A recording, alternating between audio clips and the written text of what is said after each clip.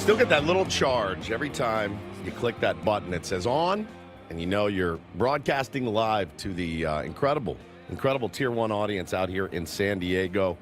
Welcome in, everybody. Ben and Woods, 97.3 The Fan. Welcome to the sitcom that is Ben and Woods. And that's really what it is. It's kind of a sports radio sitcom because some weird things happen to us. Weird things happen a lot to me. Many of it by my own hand, much of it by my own hand. We'll get into all of that and then some. But I wanted to wish you a happy Thursday. I'm Woodsy. Paul Rindle's our executive producer. Good morning, Paulie. Hey, how are you? Doing great. Ben Higgins, friendly neighborhood sports anchor. Benjamin, how are you, pal? Good morning, baseball. Turn your microphone on. All right. There we go. Good morning. Again. Do it again. Baseball is back, Yes. sort of. Well, and 3 weeks from today, it will be back. Correct. It will be That back. is a 3 fact. weeks from right now, you will hear, I'll still be guttural yelling out at Baja Rick's. They'll be able to hear me in the baños because I will be guttural yelling because it will be opening day. And you'll have to drown out the noise of the trolley going past. Well, and the Tier 1s, all their Helicopters, garbage trucks. Oh, yeah. Garbage trucks. Beep, We usually have tier 1s that are driving by and honking. Honking, beep, yeah. beep, while you're trying to broadcast.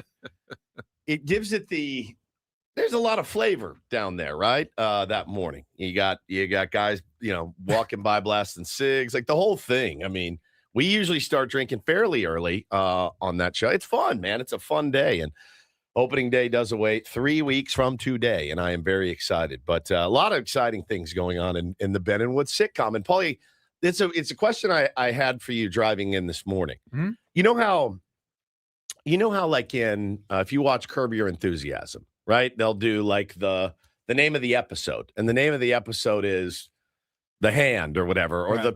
the pants tent, right? Can you name our episodes? Like if we wanted to, could you name our episodes? Like for today's episode, it would be called The Scam. The scam. The Scam. I could do that. Could you? Can you name like daily episodes? Yeah, I'd have to know, We'd have to know. we'd have to, know ahead of time or after the Or fact. after the fact. Name the episode. That way you can be like, oh man, did you hear the Scam could say, episode like, of Ben and Woods? It could say later tonight if you got on YouTube or something. Yeah. You could say March 5th, 2026. The scam. The Scam. Well, I mean, you could name them like Friends episodes where it'd be like the one where Woods gets scammed. Yeah, but that's true. That would be like half of our episodes. That's true. That's true. That's exactly the right. one where Woods gets scammed again. The one, yes.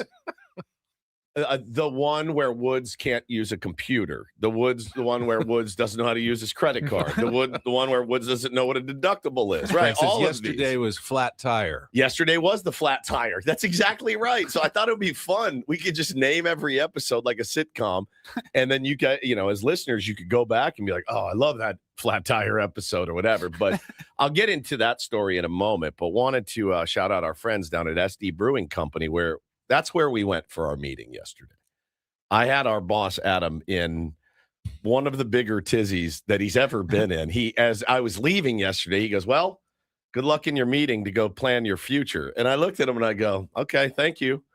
He thought we were meeting with another radio station. Silly goose, we can't do that till July 1st. It's earmarked on my calendar. So July I know 1st at noon. Yeah, July 1st at noon. Until I think it's July 1st. I'm pretty sure. I can't talk to another radio station. You silly Billy. That would be tampering. That would be tampering. So, I mean, if I were them and I wanted us here, I'd make sure July 1st didn't come and go without a contract. That's how I would choose to do business. Now I realize again, I'm built different. So July 1st, what day is July 1st this year? I'd like to know. Good question. It is a Wednesday. It's a Wednesday. July 1st on a Wednesday. Perfect day for a lunch. You're down at BJ's Brew House maybe with somebody and they're putting the screws to you and laying it on thick. Maybe that day comes, maybe it doesn't. Maybe it doesn't. I'm going to need more than a Pizookie to convince do me. a lot worse than that, buddy. Oh, we'll be in Chicago. I was just going to say, wait a day. second. Oh, yeah. Okay. Yeah, we'll be in Chicago. Yeah. But we get back the next day. Yep. Oh, and then we I have can that. Make sure we have everything lined up if we need to. Yeah. Yeah, we'll see. We'll see if we get to that point. Maybe we won't. Maybe we won't. But no, Adam, we were not going to meet with potential future employers, right? We have a friend in the beer business, and if you guys remember, our friends at Virgin did a Ben & Woods Tier 1 Pale Ale a few years ago. I got to tell you, one of the cooler things to happen in radio, when you see your logo of your show and the name of what you call your listeners on a beer can, and I still have one sitting in my office. I'll never forget it. It was so cool that it happened. I wouldn't drink it at this point. I'm not going to. So quit asking. I think it's empty. I think I have a beer can empty. But it was cool. It was really, really cool. And so we went to meet with them yesterday, and they, kind of the same thing. They want to incorporate Ben & Woods onto their beer. And I thought, all right, that's pretty cool. Now, this is interesting. Do you have a picture of the beer, Paulie? Oh, that's the Tier 1 Pale Ale. Do you have the picture of the other one? Get it up. Give him a second. Yeah, I'll give him a second. But we went down to SD Brewing Company, and we sat down, and we were just, chewing the fat with these guys, and I'm going to bring you guys out some beer. Now, it's 10:45. I don't drink a lot of beer anymore, but I really don't drink at 10:45. And I was like, I'm good. I'll have a Coke. And you guys, and then he brought one, and I go, all right, I'll try it. Oh, yeah, that's really good. Oh, yeah. And so next thing you know, a whole beer's gone. Because that's how I roll. So this is why I got to be very careful. And our pal Tyson called us down there and said, man, we'd love to put your logo on this beer. And I said, well, wow, what an honor. That would be really, really cool. Now the beer is called, their Beat LA Lager. And here's the reason that I want to do it. Number one, it's cool to have your name on a beer. Number two, Dodger fans are going to urinate on themselves in anger. They're going to be so little brother, Ben & Woods, like that. Padres, no rings. Padres, no rings. Just like filling diaper after diaper after We would never diaper. do a beat SD. Never. Little brother. Look at little brother. And I thought about it driving home, and I go, is it like, are we ready for that? And I go, yeah, I think we are ready for that. I love it. They are going to fill up their diapers, and they're going to be commenting on every picture, and they're going to be great money in our pocket. Like, they're going to be so involved with the show as they already are. So I go, yeah, all right. That's going to be incredible. It's going to be incredible. Can you put our faces on it? Put my home address on there if you would. Like, I can't wait for this. I cannot wait. So it's something that we are. Oh, look at that. Dodger fan. John Cena, Dodgers can confirm. Already filled it up. Thank you. See, I knew it. I knew it was going to happen. Thanks for being here, John. John Cena, by the way. John Cena's in the chat. John Cena's in the chat. Man. I thought he was a Padres fan. I guess he's lives not. in San Diego, I thought. He's a big Padres fan. So it was cool, man. And I'll tell you what. I took a sip of that beer, and I went, oh, God. Dangerous. I go, you can barely taste it. It's so smooth. And, man, I took another sip of that beer, and I was like, this is my problem. I am literally Frank the Tank. I'm literally him. If you know that reference. Yes, I do. Old school. I'm surprised. Yeah. Look at you. Surprise me every day. A little sip goes down. I went, oh, God. Oh, man. Oh, yeah, I got to go. I got to get out of here. Now, I did not stay for lunch. I had the gnarliest day. Now, did you guys notice in the middle of their conversation, I did something extremely rude, and I wanted to explain myself to you guys, if you noticed, and if they're listening. Oh, I totally noticed. Did you? Oh, yeah. Tell me. No, why don't you tell me? Because you don't know. All right. Why Well, don't you tell the story? clearly- You did it, not me. I don't, maybe it's not even construed as rude anymore because everybody does it, but in the middle of our meeting. Oh, when you took your shoes off and put your feet on the table. No, I did not do was- that. Okay. No. Everybody does this. Not typically in a first impression meeting, right? But I picked up my phone and I looked down and I had a notification from the rental car company from which I rented a car in Texas this weekend. And it was You didn't tell the story of your rental car, did you? no, I did not On the tell air. the You story. told us after I told the you show. guys after the show. Had my two boys with me, flew to Texas to celebrate my nanny's birthday Last Friday. last Friday. Get to the rental car a rental car company's front desk. We wait in it was like 15, 20 minutes. No big deal.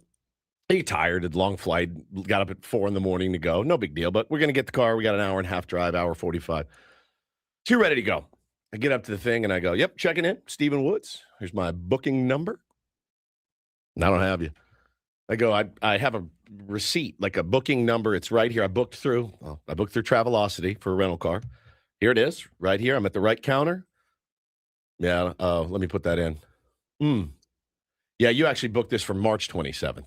Oops. I go, oh, it's February 27th. Okay. Here's the problem. Yep. February with 28 days means that all the days in March are the same. So the days of the week look like they're right. Correct. That's one of the great things about having 30 or 31 days. I look at a calendar and I go, wait, Friday, okay, Friday the 27th, that's right. But in February and March, they're the same. So you can easily, if you just swipe 1 month off, it looks like you're on the right month and you're not. Yes. So I was in a hurry, booked it, and the guy goes, sorry, man, you booked it for next month. I go, all right, my bad. Do you have a car? He goes, yeah, I can get you in a car. Got a Jeep Grand Cherokee and did my paperwork, swiped the card, the whole bit. You want insurance? No, I don't want insurance. I've got my own insurance, right? No big deal. Not gonna. Even I know who gets scammed all the time. I know. Don't sign up for the insurance.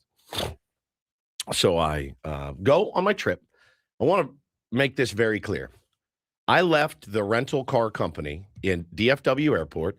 I got onto the freeway, drove to my parents' house where I parked that Jeep Grand Cherokee in their driveway on like 2 acres of land with not another car in sight or near it. Just so you know, it goes up in the front in the little circular drive, and it sat there until, guess what? It was time to get in the car and drive back to the airport on Sunday. No harm, no foul. Get back to the airport, getting the kids out, unloading the luggage. Lady's doing the walk around. She goes, oh, did you see this scratch? And I go, no, I didn't. And she goes, yeah. She goes, you didn't check the car when you picked it up? I go, no, nobody told me to. And I said, I'll tell you right now, it couldn't have been from me because there wasn't another car within 10 feet of me unless we were on the highway. And I'm pretty sure I would have noticed somebody scratching the door on the highway. This car has been isolated since it left this building. Didn't hit anything, didn't see another car. So I go, she goes, and you did not walk around. I go, no, and neither did any of your employees. So I go, I don't know what to tell you. See you later. So at lunch yesterday, get an email, a bill for $1,700. Whoa. $1,700. So No. I'm at lunch there, and the panic hits. And I go, $1,700. You guys, it's not even a scratch. It looks like it looks like a little skid mark. Like a smudge? Like a smudge, like a black smudge, and it's about 3 inches long. Like 3 inches. So the car is completely undrivable. It's completely undrivable. Like, what do they call it? Like the runner or something along the side of a door that maybe like the black plastic. There's no way. But there's just no chance. You didn't park anywhere. Nobody could have hit your door. Unless my dad in the middle of the night backed his car out, drove next to my car, opened it, hit the car, then drove his car back into the garage. There's no chance it happened. You didn't go to a grocery store? No, I went nowhere. No parking space? We stopped at Buc-ee's, Paulie, but I parked next to like a tree where there was no other car that could be there. That's the only place I stopped. There was no car next to that door at all. And I go, I don't know what to tell you, right? So I get this bill, $1,700. So I'm panicked. I'm like, A, I'm not paying it. B, I'm not reporting it to my insurance because then my insurance is going to go through the roof. So I went and I Googled the name of this company, scam. And I went to Reddit. You could spend a weekend reading about this is what they do. They do this almost every time. I got scammed. And it's never ending. Did you not go with one of the big three, the red, the yellow, or the green? What's that? Well, the yellow one is Hertz. The no. red one is Avis. And the I don't green use one is Hertz because of OJ. Joking. I just didn't use Hertz. So 3 different colors of rental car. There's National Rental Car. That's the green. There's also, right? well, that's right. Enterprise and National are both green. And then what was the other one? Avis is the red one. No, I went with a different one. Okay. I went with the orange one. The orange one. Yeah. Okay. Yeah. So I looked it up on Reddit. This is what they do. This is what they do. It's like probably in their manual, like, hey, if we can get $1,700 out of this guy, get him to panic, do it. You know, did you see this scratch? No, I didn't. There's no way that scratch could have come from me. No chance. There's no way.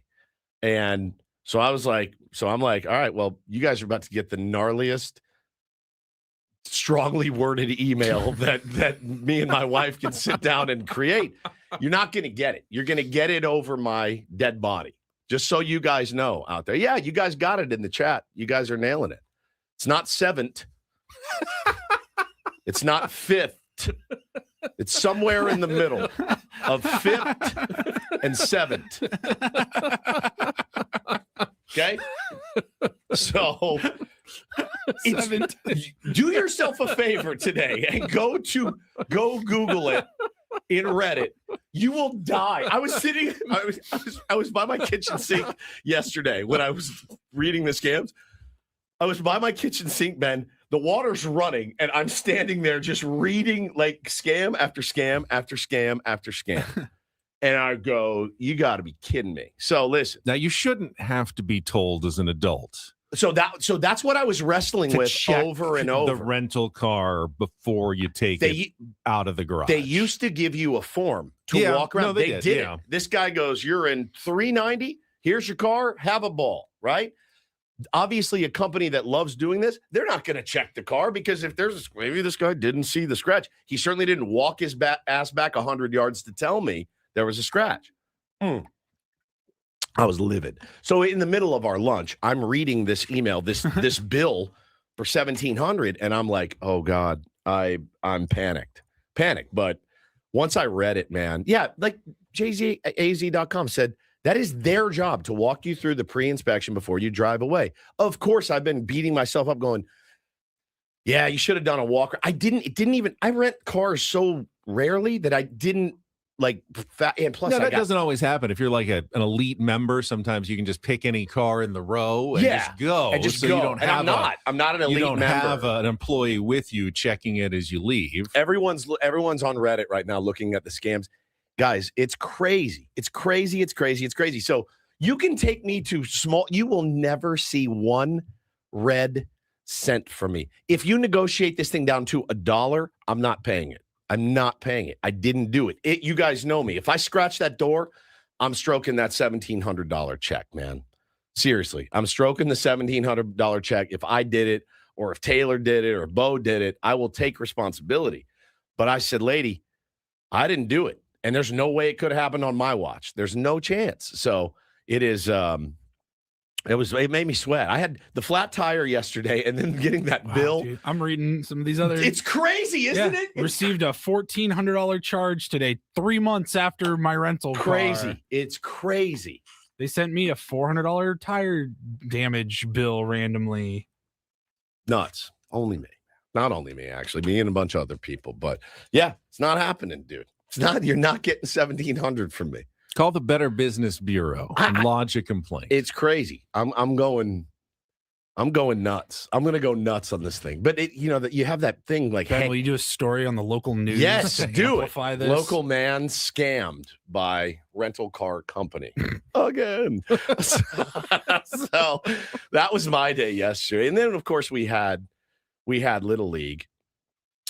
With last night. It was Taylor's first rookies, big boy machine pitch game. Boy, did he look like a fish in water. He was fantastic. First AB, put it on my Twitter, almost killed my assistant coach with a line drive up the middle over the machine. Just murdered it. Hit another hard single up the middle and then hit a double in his last at bat. Leading off, daddy ball, 100%. Crushed it. Just crushed it. I was so proud of him. And just loved it. It was so much fun. 13 kids on my team, 13 kids on their team. You can imagine how long the first inning took. A lot of it, their first time off a machine ever. You can imagine how long that first inning. It was about an hour for 13 kids to hit. And how many innings did you end up playing? Three. And the last inning, we go, okay, everybody gets 2 pitches now off the machine. We just wanted to keep it rolling, get them more ABs. And it was awesome, man. Everybody got hits.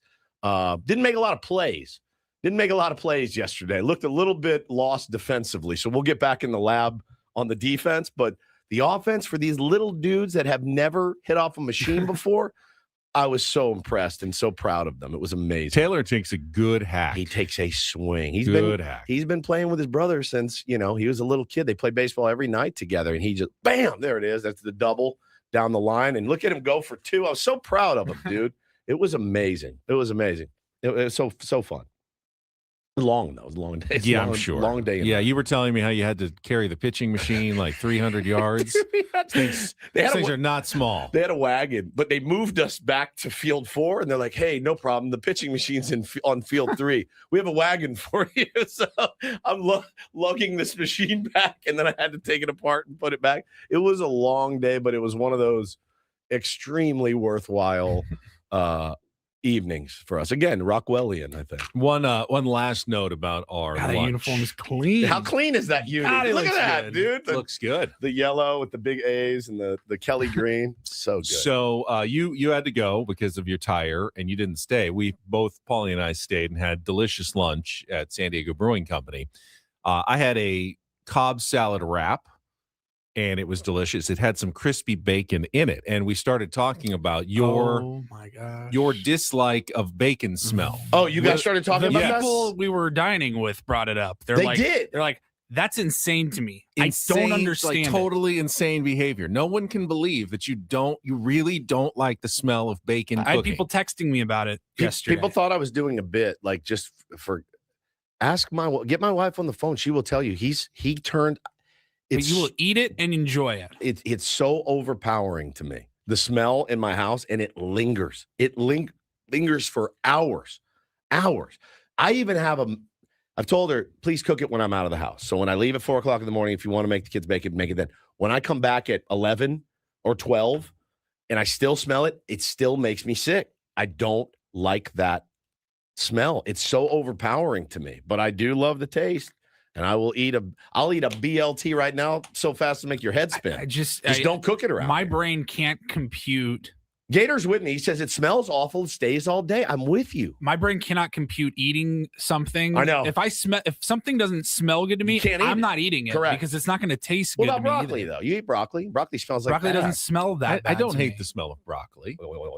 I mean, it's got a bit of a funk, but smells like not broccoli. A bad thing necessarily. It smells like almost rancid. I think when I cook broccoli, if you steam it in the microwave, the quick way, it really stinks. You just are very sensitive to smells. Yeah, perhaps. I am. I think, but it's not a bit on my life, on my kids' lives. Blue cheese doesn't smell great, but I don't think blue cheese tastes very good either. Oh, I love blue cheese. Like But if you took out a container of blue cheese, it wouldn't funk the whole house up for 3 hours. It would. You think bacon would be worse? Yeah, it is worse. I know for a fact. It Than is. just wafting I live it every blue day. cheese all over your house. Yes, I live it every day. Interesting. Crazy. It is. Bacon and blue cheese, elite combo, by the way. In a salad, Cobb salad. That's what I had. I had a Cobb salad, bacon, blue cheese, a little hard-boiled egg, a little avocado. Delicious. Never microwave your broccoli. That's why it smells bad. I got 2 kids. I'm trying to get dinner made. The last thing I'm going to do is let me saute some broccoli for you idiots. You know what I mean? Like, there's no way. I'm just going to poke the holes in the bag, throw it in, steam it up. You know what's funny? Hannah brought it up too. She goes, I know where you get this from. It's from your mom. Do you guys realize? I didn't tell you this yesterday. You guys realize my mother has an outside microwave to make bacon in. True story. There's an outside microwave to make bacon. Do you know the outdoor grill and things like that? Sure, yeah. Okay, they have a microwave. And my mom in their island outdoor on the patio. My mom will not cook bacon in the house. That's exactly where I get it from. She is just like me. I am just like her. She doesn't like it at all. She likes bacon. She'll eat it. She makes it for everybody, but she cooks it outside. This is hereditary. It's hereditary. Do you have to have bacon only after it's cooled and like room temperature and the smell's gone away? Or like, when can you eat? Yeah, when do you ever can eat you like hot bacon? Because then it's going to smell like bacon. Yeah, it's one of those things where it's like, oh, okay, you're making it. I'll eat it. But I hate the smell. But when you go into a diner, that bothers you. The smell because it always smells a little bit like bacon in a diner. I think in a diner you have More spells. More. You have some maple syrup. You got coffee is pretty overpowering in a diner. You have stench of humans. Also in a lot of diners. So that's something. It's just one big smell. You just really are sensitive to smells, apparently. I do not like it, man. I do not like it. Interesting. Yeah, my mom, she will not. She cooks it in the microwave outside and has forever. So I think that's where I get it from. The bacon-specific microwave outside. Yeah. Yeah. And it's a microwave, not like a bacon griddle or a bacon microwave George bacon. Foreman type thing. Yeah. Huh. Uh-huh. People don't believe that people are like bacon in the microwave. The microwave is psychotic behavior. Not for me. It's how I grew up. Does it get crispy? Yeah, I don't think I've ever done that. It can be whatever you want. I mean, I know there's microwave bacon that exists, but the pre-cooked bacon. Yeah, we don't take our bacon as seriously as some of the people in the chat Apparently here. It's just not. like we just get the bacon, eat it with your eggs, throw it in a breakfast burrito, and move on. But so we're not the weird ones here. I get it. Yeah. I fully wear it. Fully understand it. You're the one who cooks it in the microwave outside. I don't because you don't like it. the smell of bacon. I do not cook it. There's literally no way for him to prove it, but I'm going to need Woods to prove he doesn't like bacon smell before I believe it. I don't know what to tell you other than on the lives of my children. It's one of the only things my wife and I fight about these days is the smell of bacon. Like That's if our engineer JR right now was in the kitchen I would be frying sick. up bacon and brought in a plate of freshly prepared bacon into our studio, I would eat it. You would be mad. But I would be sick. Eat it. Yeah, I would hold my nose and eat it. If I could smell it coming in through here, Paulie, I would be so angry with the smell. Angry. I can like already smell it, and it's not even happening. It smells so good. It's not good. Don't get it. Yeah, But I get it. I'm an enigma. with that, Wrapped I think in a mystery. We should get going here on a Throwback Thursday. We'll set the menu when we come back, and we will jump right in to talk about Joe Musgrove's return to the mound yesterday. Spring training action against Great Britain from the WBC. The WBC is underway. We watched a little bit of that last night and this morning. If you're following along, games already taking place in Tokyo. Get to all of that coming up with Ben and Woods broadcasting live from the Bill House Studios. We know how on San Diego's #1 sports station, 97.3 The Fan. Let's get our first check of traffic this morning with Kelly Danick.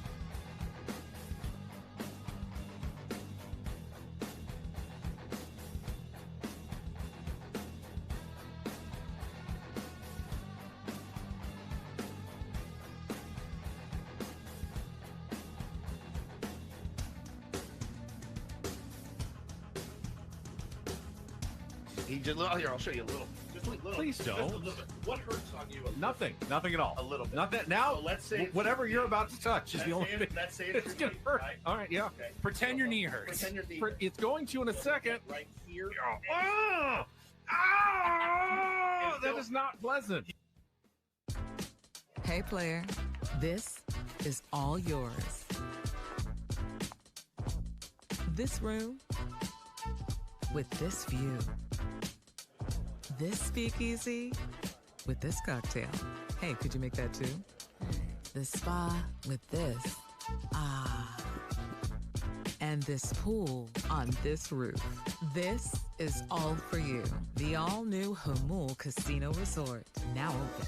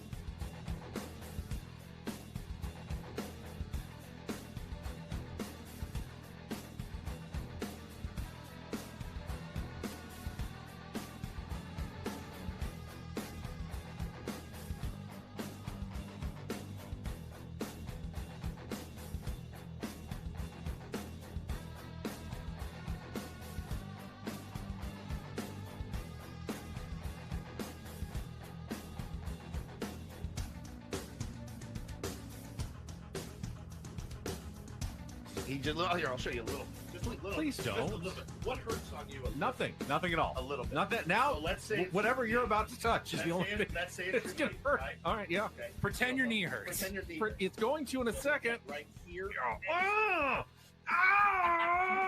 That is not.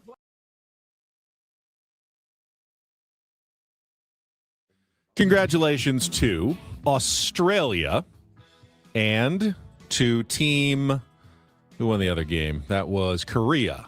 They are the first two winners of the World Baseball Classic this I morning. thought there was just one game last night. Two games. They There was one play this morning, overnight. too. Oh, the overnight. That's the one you're Or talking early about. this morning. There was an early this morning game, which was a night game. The first game was a day game in Japan. Right. And the second game was a night game in Japan. For us, it's a night game here and then an early morning game to watch this morning when Korea won. Hit a bunch of home runs in their victory. So the World Baseball Classic officially underway. Australia 3, Chinese Taipei 0, Korea 11, the Czechia 4. Okay. So we are underway. Team USA.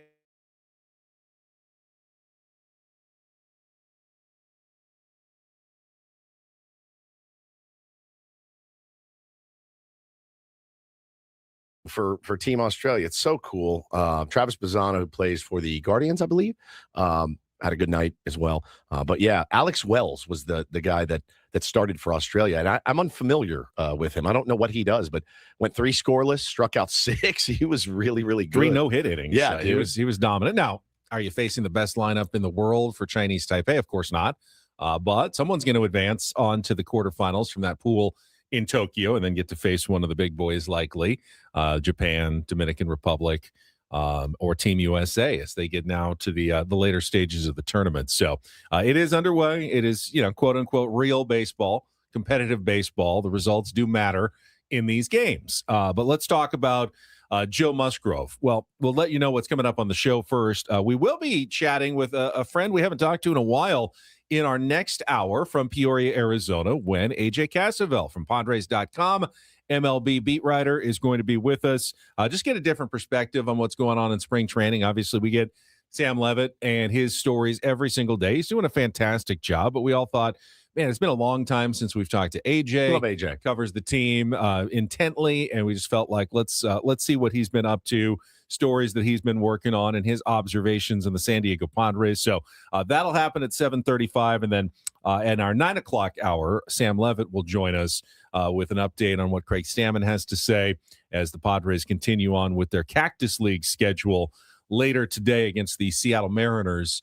You don't have to go far to take on the Mariners at the Peoria Sports Complex. All guests on Bennett Woods here on the SDCCU Fan Hotline. It's not big bank banking.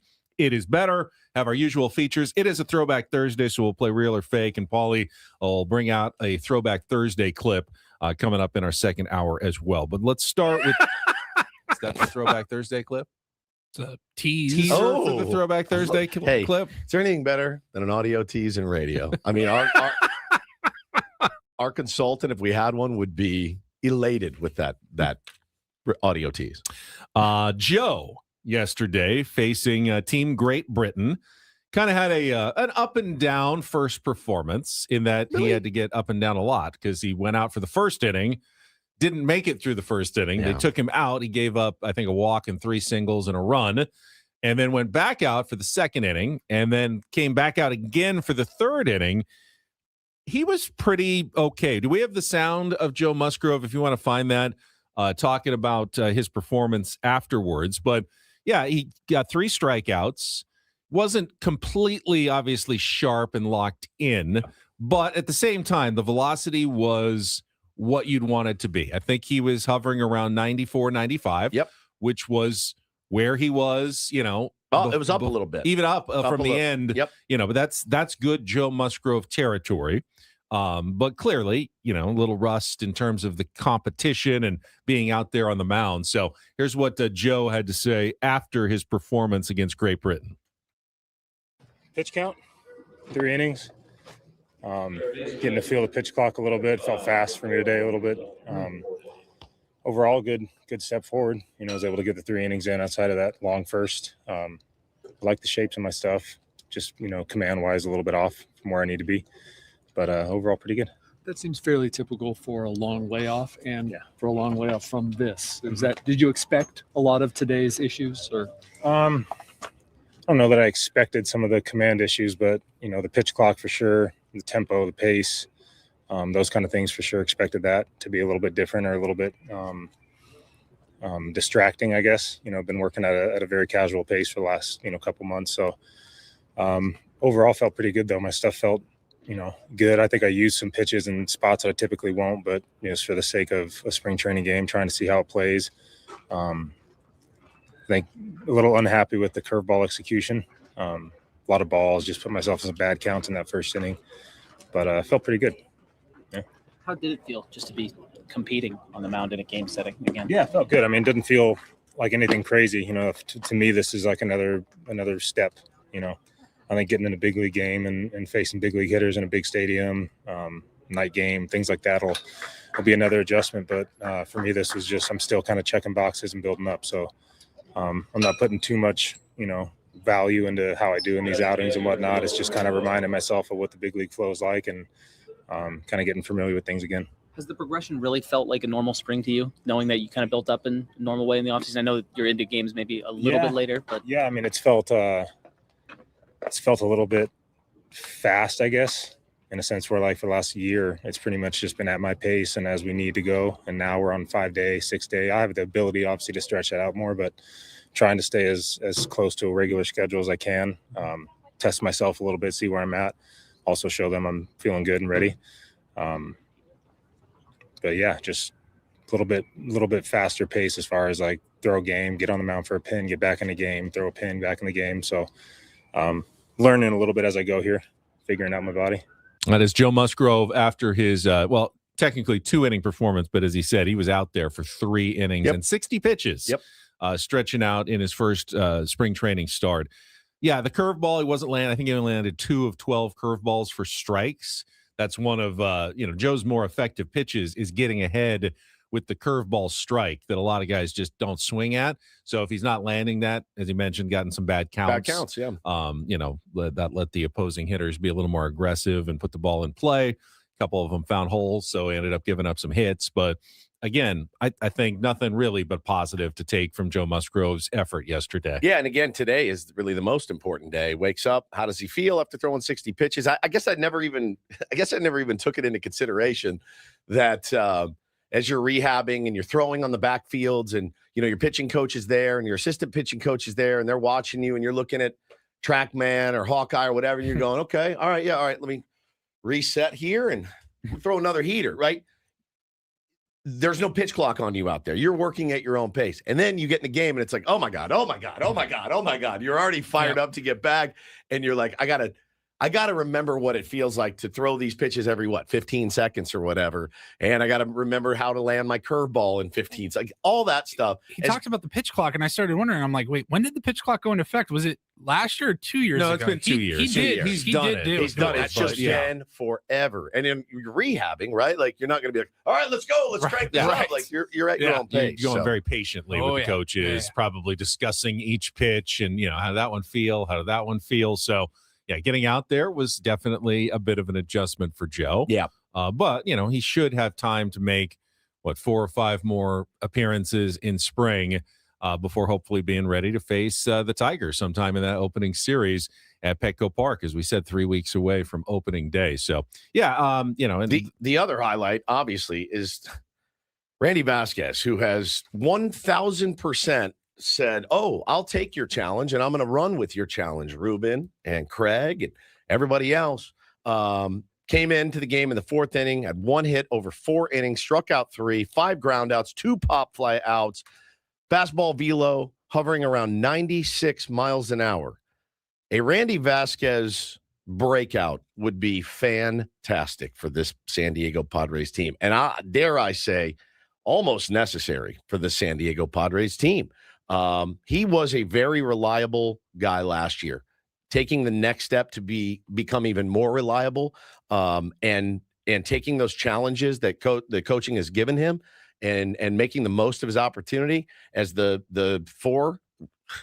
It's the dream. That's the absolute dream. So kudos to him, man. He keeps going in, getting the job done. He's essentially over the course of spring training now thrown a complete game shutout. 8 2/3, 2 hits, 2 walks, 6 strikeouts. Yeah. 8 strikeouts in his spring totals so far. It was a little bit hard to believe when they didn't just name him one of the 4 starters, but we realized why they were doing it. Challenging him. Yeah, they wanted to light a fire under his butt a little bit just to make sure he kept that work ethic going. At this point, it's comical. He is clearly. You can't. He's clearly one of the 4 starters. You can't do this bit. If you're him, you're like, really? Okay. Good luck. Good luck. Yeah, I know it's close. It's me or Tristan McKenzie for the number 4 spot right now. Do your worst. Yeah. Okay. I think it'd be a more reasonable conversation to go, is Randy Vasquez your opening day starter? Correct. Rather than is he one of your 5 starters? Correct. Because if you truly were going on spring training performance and results, he'd be your opening day starter right now. Now, he won't. I still think it's going to be Nick Pivetta. Yep. You base it on a body of work, what happened last year for that honor of the first game. But he's clearly been the story of spring training for me, for the San Diego Padres in terms of performance and what we've seen. He's having like the best spring of anybody. A couple offensive performances we can get to and look ahead to another big story coming up today in Peoria. We'll do that after a check of traffic here on 97.3 The Fan. From the 855 Get Ross Traffic Center. Injured? Demand justice. Demand Jurowitz. 855GetRoss.com. Here's Kelly Danick. This game day traffic report is brought to you by Crystal Geyser Alpine Spring Water.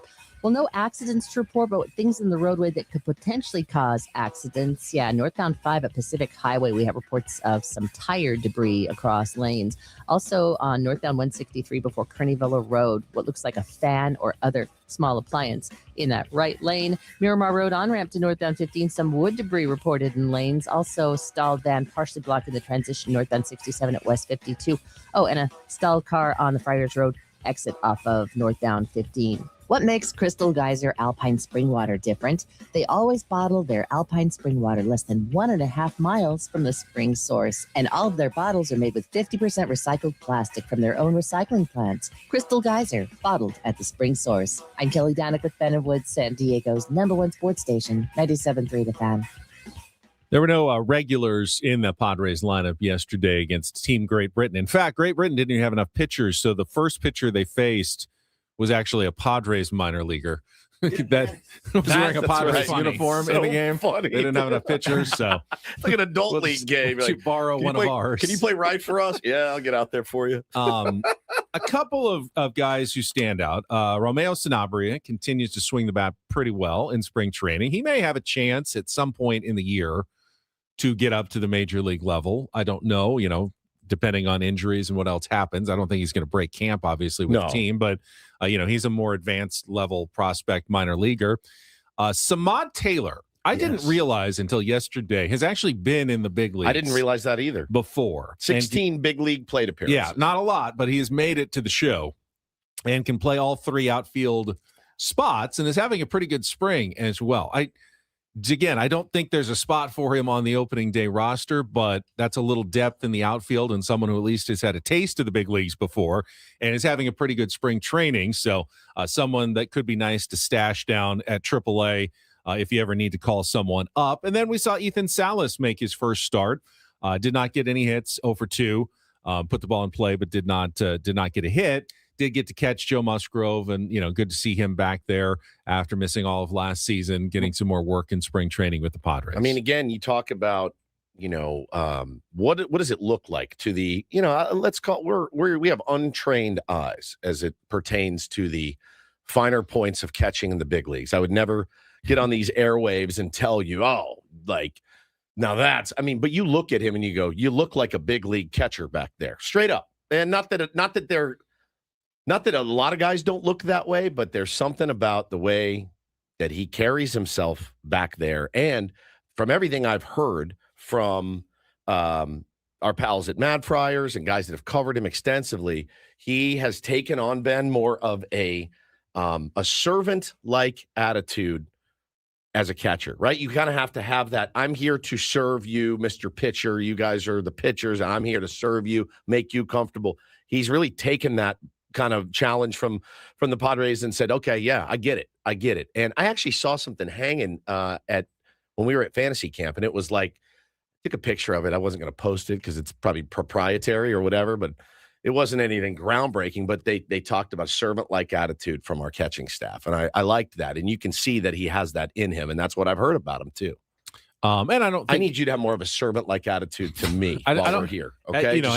I don't think he ever came even though he was a highly touted international prospect, I've never gotten the sense that Ethan Salas came with an arrogance or a big head or a sense of entitlement. No, but it's always seemed like a grounded, level-headed kid, even when he showed up at age 16 with the Padres. 16 years old, man. We were out there watching that kid. 17 years old, I think we were out at spring training watching him do those wall drills. And I was blown away then, and I remain very impressed with him. Today, Padres and the Mariners at 12:10. I think it's technically a road game, but the easiest road game because it's, walk straight across to the stadium. And I think this is kind of an important one because Walker Buehler's making his first spring training start. Big one. He's the guy that I pegged as my favorite to land the 5th starter's job. But he's going to have to show it on the field that he can get major league hitters out and put together a reasonable performance. All right. I agree. I couldn't agree more. I could not agree. We'll take your word for it. Paulie, does that give him the upper hand or...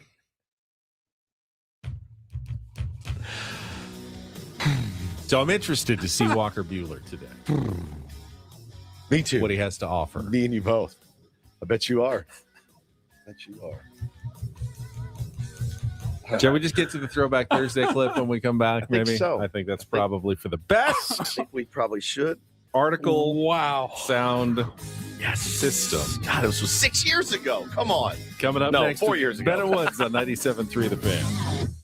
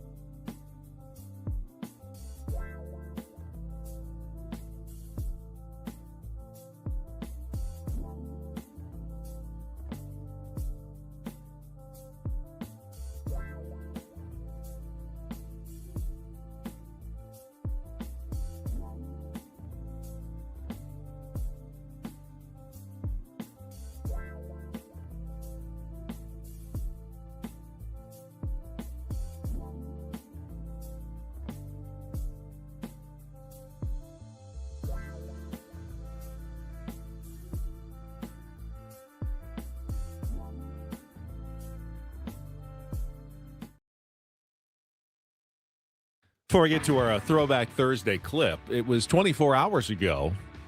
I was kind of ranting about my disappointment in San Diego State basketball. Just been a bad season overall. We all know it. And at this point, there's nothing that can save it other than winning the Mountain West tournament. However, I will have to point out this morning, just in complete and total transparency, that if the Aztecs win tomorrow and New Mexico beats Utah State on Saturday, the Aztecs will raise a banner as Mountain West Conference champions. Okay. That's because New Mexico lost last night to Colorado State, meaning that they could all finish in a three-way tie for the Mountain West Conference championship. They whacked that thing up 3 ways. Whack it up 3 ways, raise a banner to the rafters at Viejas Arena. It will definitely go down as one of the most disappointing, lackluster banners that maybe Brian Dutcher will ever raise, but I guess it technically would be a conference championship if they win tomorrow against UNLV on senior night, and then they need New Mexico to beat Utah State on Saturday in their finale. That would create a 3-way tie. Now, the Aztecs would end up being the number 3 seed in the Mountain West tournament in that scenario. Yep. If they win tomorrow and Utah State wins, the Aztecs actually would end up finishing in second alone and would be the number 2 seed in the Mountain West tournament, but would not be conference champions. So, or if they lose to UNLV and Grand Canyon wins, they could be the number 4 seed in the Mountain West tournament. This is why I'm happy to be partnered with you, because if you said, hey, Woodsy, tomorrow on the show, explain all the scenarios, I'd go, I quit. It gives me the most tired head of all. Like, to think about, I like when he does it, but to think about me doing, like, if he was out today, you're like, Woodsy, give me the scenarios. Yeah. If I'd be like, I would turn my mic up and run. What are rooting interests for all of San Diego over the next couple of days? I would run down the hall and hide. I really would. None of those scenarios get SDSU into the NCAA tournament as an at-large bid. Even if they win the Mountain West, I don't think, almost positive, there's no at-large invite coming. Is there a way that they win the Mountain West outright? No. A 3-way share is the only way. Best they can do? Best they could do. So now you're literally looking at just like seeding for the tournament. Yeah. And, Right. Do you want to face this opponent, or would you maybe rather hope to face this opponent? Is there a scenarios website that you go to for this? Because I've never been great at it. I have some various resources that I do use, and you've never shared them with me. College basketball is a little unique in that they have like individual reporters and journalists out there that kind of just focus on like conferences overall rather than like the sport as a whole. Yeah, because that's really hard. It's like hard. There are guys like Jeff Grammer, who like they're mostly focused on the Mountain West, and they'll put out occasionally like, here's tie-breaking scenarios. Jeff is actually one of my bigger sources. He covers What's his name? I'm going to write him down. Jeff Grammer, Garmmer. He covers New Mexico basketball for the most part, but he writes a lot about the Mountain West and the different permutations with the conference, tweets about it a ton. So I follow him and get a lot of my information there. Yeah, you look at baseball, you're like, 30 teams. And I try to watch as much as I can. Football, try to watch as much as I can. I don't really have a team. When it comes to college basketball, when there are guys tweeting about all the different teams from different conferences every night, the Seth Davises of the world. Well, how many NBA or NCAA double Division like One NCAA 350 something, and there are guys that are teams, like experts. They're like, oh no, this guy, and they got this guy and this little freshman point. You're like, excuse me, we're used to like 30 teams. Where's the bandwidth for that? It's why they are considering expanding the NCAA tournament from 68. I mean, 68 seems like that's a ton of teams. You can't possibly need more than that. But as there have been an increase in Division I teams, you get over 360. All of a sudden, you're going, all right, well, I mean, how good do you have to be to make the NCAA tournament at the end of the year? I don't think they need to expand it. If SDSU doesn't make the tournament, it's not a crime. No, they didn't deserve to. They are still on the bubble. They're one of, I think, the second 4 teams out. It would not be a crime if they didn't make the NCAA tournament, which tells me you probably have the right number of teams in there. I agree. I agree with you. There was certainly plenty of spots where the Aztecs could have played better and guaranteed themselves a spot in the field. No question. And I'm not going to feel it all ripped off if San Diego State doesn't make it. They've made their bed. Now they have to lie in it. Yeah. But they could still win the Mountain West tournament and get in that way. All right, let's go to our Throwback Thursday clip. This comes from 4 years ago, Paulie. Any setup required? I believe this was in the Rindle Report. The story was there was I don't remember who the main artist was, Ed Sheeran or something, right? Had a song out, and then there was his band Article Sound System who was either accusing the more popular artist of ripping their sound. It was something along those lines, and we were going to say, all right, here's the main song that you've heard for years. Here's Article Sound System. Let's do a comparison. And that was just the setup. We never actually got to the sound. It was against Dua Lipa. Dua Lipa. There we go. Yep. There we go. Huge pop star. And they were like, did Dua Lipa steal the beat to whatever the hit song was at the time from Article Sound System? And this is Live Your Life from Article Sound System, released 5 years ago. Otherwise known as ass. Yeah. Article Sound System. Sound System. Got him.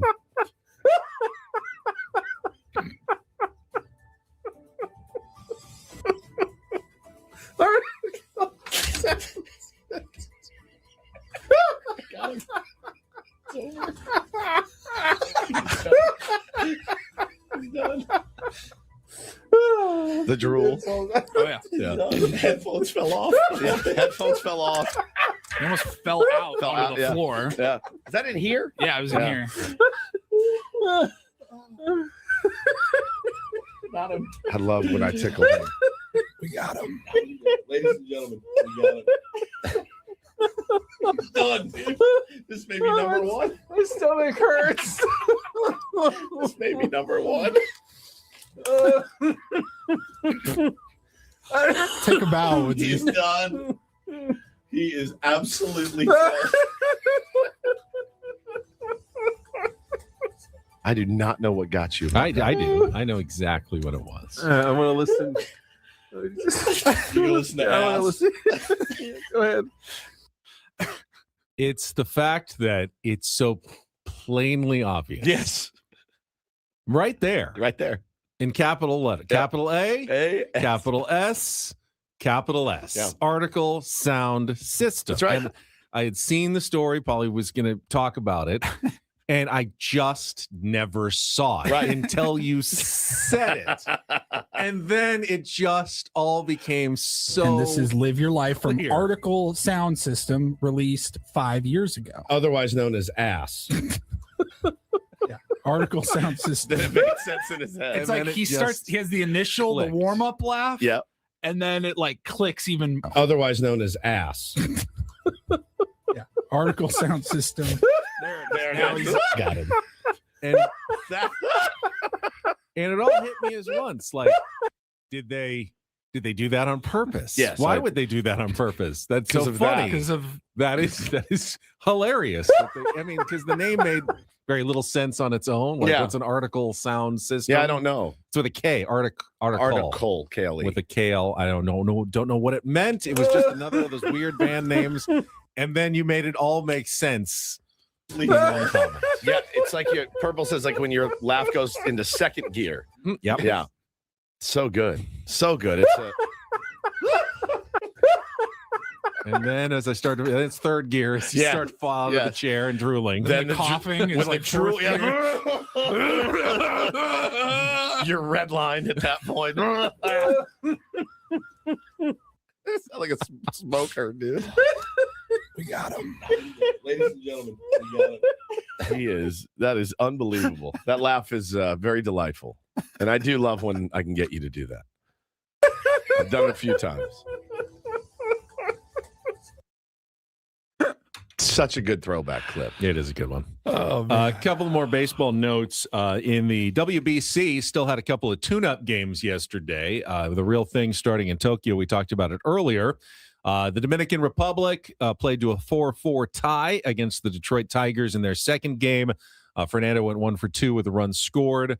Came home on a Juan Soto triple. Manny Machado 0 for 3. Soto, another bomb yesterday, too. Yeah. He is really feeling himself. Juan Soto, and I remember this from when he was with the Padres. He made that swing, hit the ball to the opposite field, and you watch it and you go, there's a pop-up. Pop fly. Like, it doesn't even look like he's on balance. And you go, well, that was a bad swing by Juan Soto. And then the ball just sails out of the ballpark, and you wonder, How did that happen? How did he Backspin, do baby. that? Backspin. There's nothing like it in the world. Backspinning a baseball in opposite field, and it just, there it goes. And yeah, it does. So many times it looked like he would get one off the hands. Yes. The hands. And you're like, man. And then it's like, out of the ballpark. The guy is elite. He's an elite hitter. And there are people listening right now that are rolling their eyes that say he doesn't know what he's doing up there. He is one of the most elite hitters that you'll ever see in the game of baseball. Period. He's unbelievable at what he does. That guy can hit. Jackson Merrill can do that as well. Uh-huh. He can backspin the opposite field. The ball just flies and flies. It is like the most underrated part of power. And they've, in recent years, they've learned more about it as they've gotten the better technology to study just, cameras and seeing how the ball comes off the bat. But it's very hard to do, to actually put the backspin on the ball as you are making it go into the air. Anybody that's ever played baseball, that's literally what you think about your whole life is, how do I backspin? I got to backspin this ball. I got to hit down on it to create backspin. Exactly. It's just the like craziest thing. Well, it's like a golf swing. Yep. Like coming down on it. It's counterintuitive It is. because they always tell you in golf, you want to hit the ball high up in the air, you got to hit down on it, and that will create the flight. And it's the same in baseball. Those uppercut guys, the Babe Ruth uppercut power swing, that usually puts top spin on the ball, which makes it then dive, and it doesn't go as far. So that is definitely one of the keys for power hitters. So 4-4 tie there. Team USA rolled again, a little slower start, but ended up putting up 14 runs and a 14-4 win over the Colorado Rockies. 2 games, 29 runs, 23 hits, 7 home runs for Team USA in their 2 tune-up games, and now they are off to Houston for their opening games and opening series tomorrow against who are they playing in their first game? 5 p.m. tomorrow. Brazil.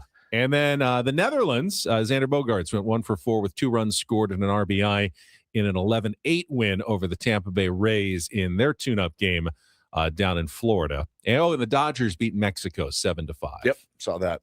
Bo was looking at you. God, the Dodgers won again. I'm like, yeah, I know. Get used to it, pal. It's gonna be a long year potentially. So that's a little from the World Baseball Classic. We're going to play. Oh no, we're going to go to Don't Do This is coming up next. What do we have on Don't? Oh, let's see. We've got a major fight. This was in college basketball. This was incredible. It was pretty gnarly, actually. We'll get to that and more coming up next. Let's take a quick time out, get a check of traffic, and then more Bennett Woods on the way on San Diego's #1 sports station, 97.3, The Fan. First, though, tell you about Trajan Wealth. If you follow sports, momentum can change fast. The same thing happens in the market. One headline, one downturn, and suddenly people wondering if they're still on track for retirement. That uncertainty is exhausting. Trajan Wealth helps bring stability to that uncertainty. TRAJANwealth.com. Their fiduciary advisors focus on tactical investments and personalized strategies designed around your risk tolerance, not emotion, not hype. As an independent firm, Trajan Wealth isn't tied to one product or one approach. Everything is customized to you, and they are local with offices in San Diego, Carlsbad, and Del Mar. So when I was meeting with my Trajan Wealth advisor, just a quick side note, and I had my old 401k, and they were explaining to me, you don't know exactly what you're paying on like fees and stuff, and I ended up saving more on fees by switching over to Trajan than just leaving my investments where they were. I had no idea. They can talk to you about all these things. They have your interest in mind, and they understand what's at stake. So if you want a steadier approach to your financial future, just start right here. Call 619-367-0207. That's 619-367-0207. Or take a few minutes online at TRAJANwealth.com. That's TRAJANwealth.com. Trajan Wealth. Plan smarter, dream bigger. Advisory services through Trajan Wealth, LLC. SEC registered investment advisor. Client paid advertisement. Additional disclosures at TrajanWealth.com.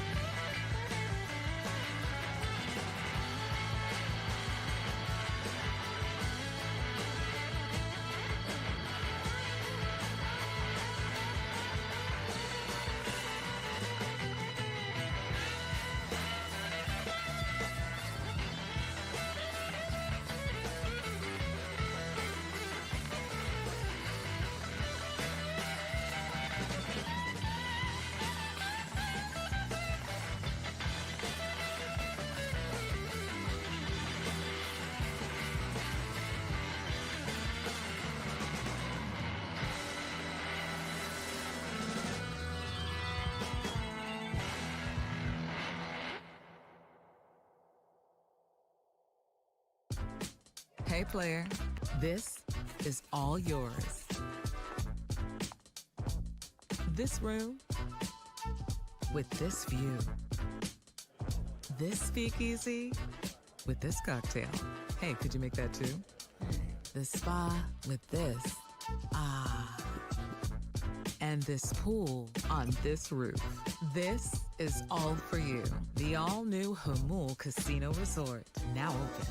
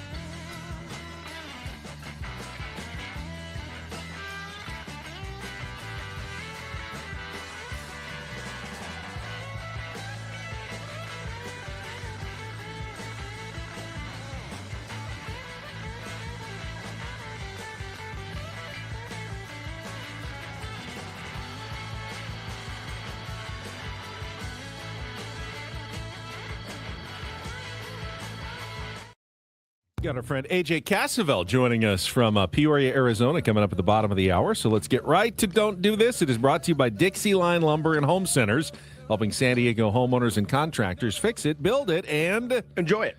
All right, I will start with a serial speeder. Cleveland Browns defensive end Myles Garrett at it again was issued another citation for speeding, clock going 94 in a 70 on the interstate in Northeast Ohio last month, according to court records. This is now Myles Garrett's 9th speeding ticket since entering the NFL in 2017. Of course, in 2022, he actually got injured and was cited for failure to control his motor vehicle in a single-car crash after he went off the side of a road. That time he was going 65 in a 45. He's also gone as much as 100 in a 60 on these various tickets. I got to imagine that his insurance premiums are pretty high. Now, he can afford it because he was, maybe the best pass rusher in NFL history, just set the sacks record last year and continues to be one of the best defensive players the NFL has ever seen. It's a lot. 9 in 9 years is a lot. 9 in 9 years. One a year. It's not a lot. What would you consider to be a lot of speeding tickets? I'd say 9's a lot. One a year? Yeah, I mean, I guess, for me, that's a lot. All right. How many have you got? I don't know off the top you of my head. don't know off the top of your head? No. I'll tell you how many I've had. One. Your whole life? Me too. 19 years of driving. One. And I don't know a lot of people that I know You've been with me for like 3 of mine. Yes. Maybe I have friends that have a ton and they just haven't ever told me or talked about it. I don't know. Yeah, I was 18 and I was trying to get to a tea time. My reservation at Chart House was I think it was pushing it. 46 and a 30. Here's our chat. Wow. 0, 0, 0. What in the world? Remember, I got speeding tickets. I didn't even get pulled over. I got 2. The automated Arizona speeding. 2 ticket. of them Yeah. on one trip. Same spot. Came in the mail. Yeah. Whoops. I don't know if I've had 9 in 9 years, but I'm like, that sounds about But right. like one a a year, year. one a year doesn't You sound pay crazy like to you. $5,000 a month for car insurance? One a year sounds insane to me. So Like I'd be like, figure it out. oh man, the guy said he got 6 in his life. He's beat them all but one. Rod. Nice. It's the other thing is I don't ever try to fight them. I just usually just, all right, what do I got to do? That's tough. 9. Okay. So I remember I had like a good 3-year stretch where I didn't get one. And then I think we went to spring training or fantasy camp and got pulled over in Yuma, got 1. Then we went to Arizona again. I got 2 that trip without being pulled over ever. Just mailed them to me. I might be getting a red light ticket from our last trip. I might be. Paul, Really? you remember that when I? Yeah, we weren't sure. Did you see I the wasn't flash? sure. I didn't see the flash, All right. so I don't know. But okay, all right. Well, yeah, Miles, clean it up, bud. Clean it up ASAP. This was pretty insane. You guys told me about this morning. I went and watched the video and noticed something pretty interesting about it. But there was a brawl last night in women's basketball in the Sun Belt tournament. South Alabama and Coastal Carolina, they're duking it out. South Alabama's they are up by 9 points. And Cordacia Harris and Tracy Houston began fighting under the basket, Ben. There was a bump by Harris. Houston turns around. She kind of pushes back at first and then just decides to take a vicious swing. 2 referees, multiple teammates, staff members, they had to jump out and try to separate him, but a referee was knocked to the ground.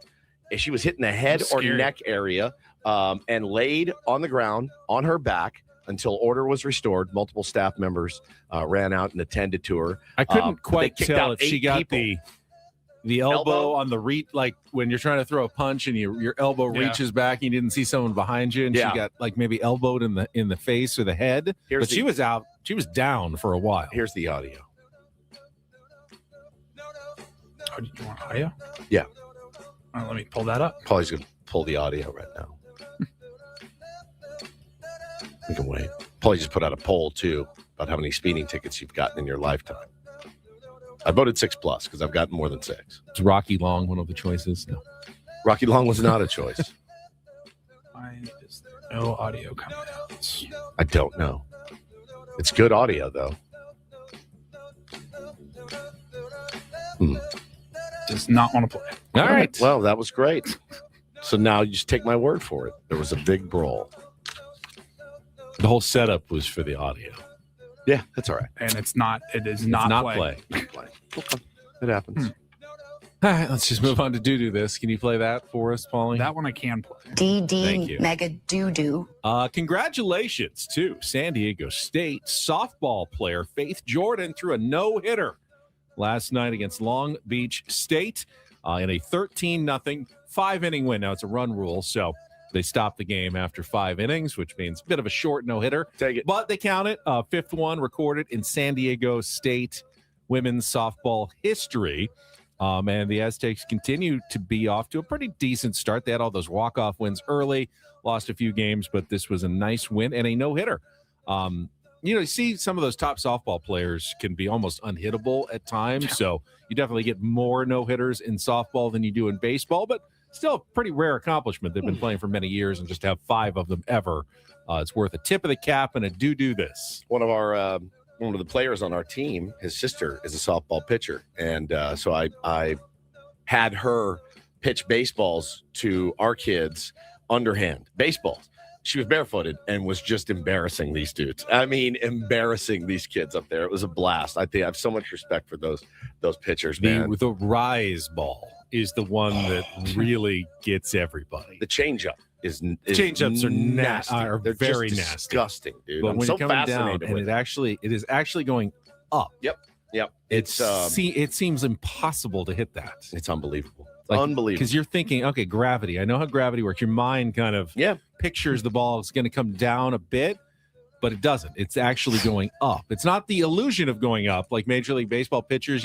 They say when they say, oh, he's got a good rising fastball. Yeah. That's an illusion. It's an illusion. The ball does go down because of gravity, but when you start as low as you do in softball, those balls actually do go upwards, and it's crazy. Congratulations. Don't and do this for a Thursday. That was Don't Do This with Ben and Woods on 97.3 The Fan. I'm bummed that we didn't get the audio. So the announcer is really calm about the whole thing. Yeah. When they're describing the brawl between the two teams. Like, these two players are getting at it. They're tossing some punches at each other. The referees are now involved. The benches are clearing, and we've got a real fight on our hands. Yeah, on it the was court. very mellow. It was just so mellow about the whole thing. Yeah, I mean, you think about when you see a brawl. Oh, and here he goes. Oh my God, they're going in, and he was like, "Man, there's nothing shocked. He was not shocked at all." Here we go. Oh, you got it. I finally There you go. I don't know what the hell happened there. Not allowing any for free passes. We've got wow. swinging down in the paint now, and tempers have flared between Houston and Cordesia Harris. They're having to separate the players and bring them back to the bench, and now that will probably end up being technical fouls and problems. We see an official down on the floor in the paint. It does not match the video. No, It does not match the video. That That's sounds like a couple of unruly fans at a golf event. Yes, or something. yes. I imagine the malice at the palace. Like, and now a beer is flown out of the stands. Oh, it has hit Ron Artest. Ron Artest is now going into the stands to beat the ever-loving crap out of the guy that threw the beer. Actually, he just hit the wrong guy. Wow. We've got mass chaos down on the court right now. Yes. This game is probably going to have to be stopped at this point. They're having to separate the players and bring them back to the bench, and now that will probably end up being Like, there's a ref laying on Laying the on the ground motionless, and he's like, they're going to have to probably separate these players. These girls are swinging at each other. The ref is Yeah. down. The players are coming off the benches, and 8 people thrown out of the game, by the way. And he's like, and probably going to have to bring a stretcher out. Could be a lower lumbar injury. Could be a slipped disc. Nobody really knows yet for sure what's happened. But call the cops. call the cops, because there is a melee, and I mean a violent melee here. Prepare yourselves for the most violent female technical fouls college and problems. basketball We see melee. an official Problems. down on the floor in the paint. You see an official. We see an official There's an down official- on the like floor it's in something the that you paint. see every night. Like, oh, she grabs the rebound and moves it up. Technical fouls and problems. We see an official down on the floor in the First paint. free throw is good. Yeah. And he makes it. Yeah, just phenomenal. Buddy, yeah, don't be afraid to crank it up a little bit. Crank your hog when it's time to Just a touch. get it up a little bit. That's a huge thing. It's not something you see in college basketball, much less women's college basketball, really ever. Ball goes out of bounds off Coastal Carolina. Right. I mean, It's crazy. this was more than a normal basketball play. Let's hear some excitement. Yeah. It was fantastic. yeah. It's fantastic audio. All right, when we come back, AJ Cassavell. We have not talked with AJ in a while. He is on the scene in Peoria, Arizona, and we'll talk some Padres baseball with the MLB.com beat writer for our team here in San Diego coming up next on San Diego's #1 sports station, 97.3 The Fan. But first, my friends, Eco Water SoCal, I just want to tell them, if they're listening, how much I appreciate having the Eco Water system in my home and how much I appreciate having the Eco Water SoCal system at my office. I'm pretty much covered with Eco Water SoCal everywhere I go. And first thing I do, tell you all the time, just chug it. As soon as I wake up, I keep this big jug next to my bed, and I take it to the house every single morning. It is a deep soak for the system. It sharpens your focus, makes sure everything runs very smooth. No more plastic bottles, guys. You got to break that habit. Our body's hosting enough microplastics right now. We're constantly taking in more through the single-use plastic. You deserve better. Eco Water SoCal brings the soft life right to your kitchen sink, your shower faucet. All the faucets in my home pour delicious Eco Water SoCal. Mineral-rich alkaline water. Balances your pH, fuels your body with filtered luxury. No plastic, no poison, just satisfaction every single time. We always talking about my family in here. This is for their future as well. They drink the best water. We drink the best water everywhere we go. 760-350-3338, 760-350-3338, or go to ecowatersocal.com. Please let them know that you heard it here on 97.3 The Fan on Ben and Woods from Woodsy. Not everything in life should be hard, especially your water. They've been keeping it soft since 1925. Eco Water SoCal.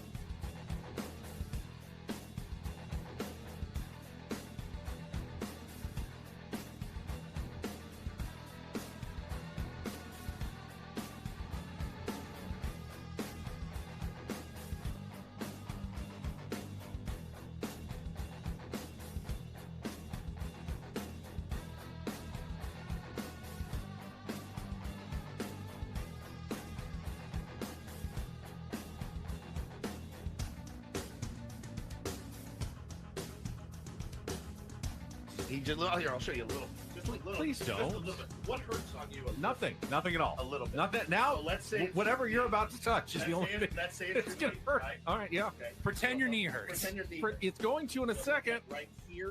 Oh, that is not pleasant.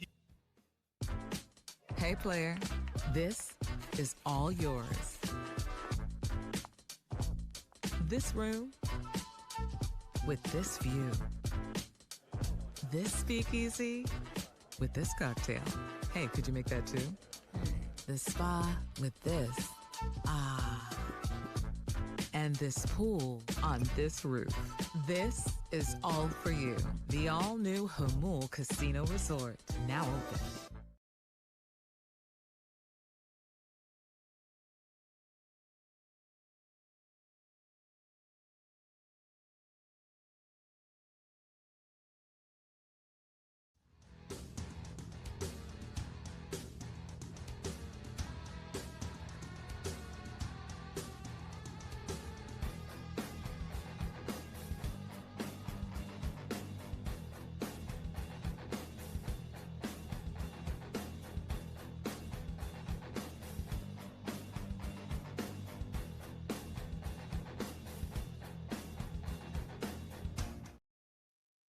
When you go to the Peoria Sports Complex, there's a media room. Did you guys go into the media room at all? I went in to get a water. You did, yeah. They got some snacks in there. Yep. And some workstations. But there's only one placard I saw. It's right by the door.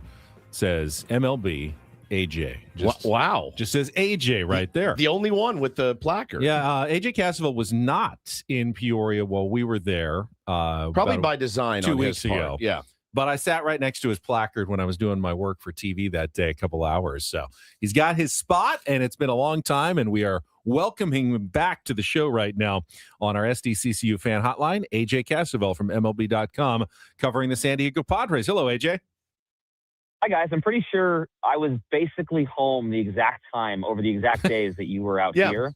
So I think it just might have been, I'm not going to say that was by design, but I'm not going to say it wasn't. Ships passing in the night. Yes, exactly. He's like, the Ben and Wood Circus is coming to the complex. Exactly. Had to get out of there. Yeah. I think those placards, by the way, I think there used to be more of them, and I'm the only one that's kept mine around. That's amazing. So, that's amazing. Yeah. I love, man, obviously love your reporting on the Padres, but I love how fired up you get for the WBC because I am in your shoes. I am with meaningful you. Baseball. Benny is coming around, I think a little bit, maybe not. Paulie doesn't really care much. I care a lot, and I love excited. watching it when I'm watching it. It's not a priority. It's an exhibition to me. It's so good. I don't want anybody to get hurt. I'm very that's mad if somebody gets hurt. That's the one. And then you guys will come in pointing at me. Yes. How'd your little tournament go if somebody gets hurt? Right? But it's amazing, and I know you love it too. Yeah, and I think it's really cool to see how far it's come. Like I remember there was a whole lot more of the sentiment of well, we just need guys not to get hurt in 2006 or 2009. I think now people realize that like these players care deeply about it, and it's good, fun, competitive baseball. And I think as a fan of a team, like you're allowed to be concerned about your players and want them to come back healthy, but there's also every chance for injury here in Peoria. I know it's a little different, obviously a different stage, but the WBC is like fun, meaningful baseball games that people are going to remember for a long, long time. And when you're out here in Peoria watching the Cactus League day after day, not to hate on the Cactus League, right? But it's just not like it's really cool to see Travis Bazzana hit that home run and go crazy, and guys who really care about winning for their country, and I also think there's just something really cool about baseball that is played in a small sample, so it means a lot, like that game specifically. Like we don't get that even over the course of the regular season. High stakes baseball is the best kind of baseball, and that's what we have in March. And you talked to Fernando Tatis Jr. about getting his first experience. We saw just in those exhibition games in the DR, pretty electric. So, that's kind of what started getting me to come around. But what did you kind of get from him talking to him before he left about getting this chance finally to participate in the WBC? Yeah, he probably would have participated in 2021 had that gone ahead, if not for COVID, and obviously in 2023, if not for the PED suspension. But the thing I think I gleaned the most from talking to him was that he's really appreciative of it happening now. Like he thinks he's kind of come to a place where he can understand what the moment means and enjoy the moment and not take it for granted. And I don't know. I'm not big on Instagram. Like I really tried to log out for basically the entire off season, but I have thoroughly enjoyed watching Fernando Tatis Jr.'s Instagram stories because of how happy he is to be there playing baseball with all his best friends in his home country. Obviously the games will get a little more probably intense, and the atmosphere won't be any more intense. I don't know how it could be more intense than that, but the games, when they start to mean something, coming up this weekend, will maybe the pressure's on a little bit. I think the Dominican Republic probably has more pressure than any of the other teams in the tournament, given the superstars they have and the struggles they've had at the last World Baseball Classic. But it's been really fun to see just how deeply he appreciates this tournament. And I also enjoyed talking to him about, like, here's the nature of this tournament now. It's been going on long enough that he grew up watching these games, and he remembers watching every single game in that 2013 DR run to their only title. And now he's playing in it, and I think that's kind of cool. I think it's really cool. Talking to our pal AJ Cassavell here on Ben and Woods this morning. And AJ, I think you can speak to this as good as anybody can. We were out there, every year you go to spring training, you sit down, you kind of look around, you try to pick up on the vibes, what it's like. Got a new manager, again, for the San Diego Padres. Not to disparage anyone, not to just make a comparison for me, if you would. What has been the noticeable difference in maybe last year's camp and this year's camp with different skippers? Yeah, the vibes are maybe different. Pretty laid back, I think.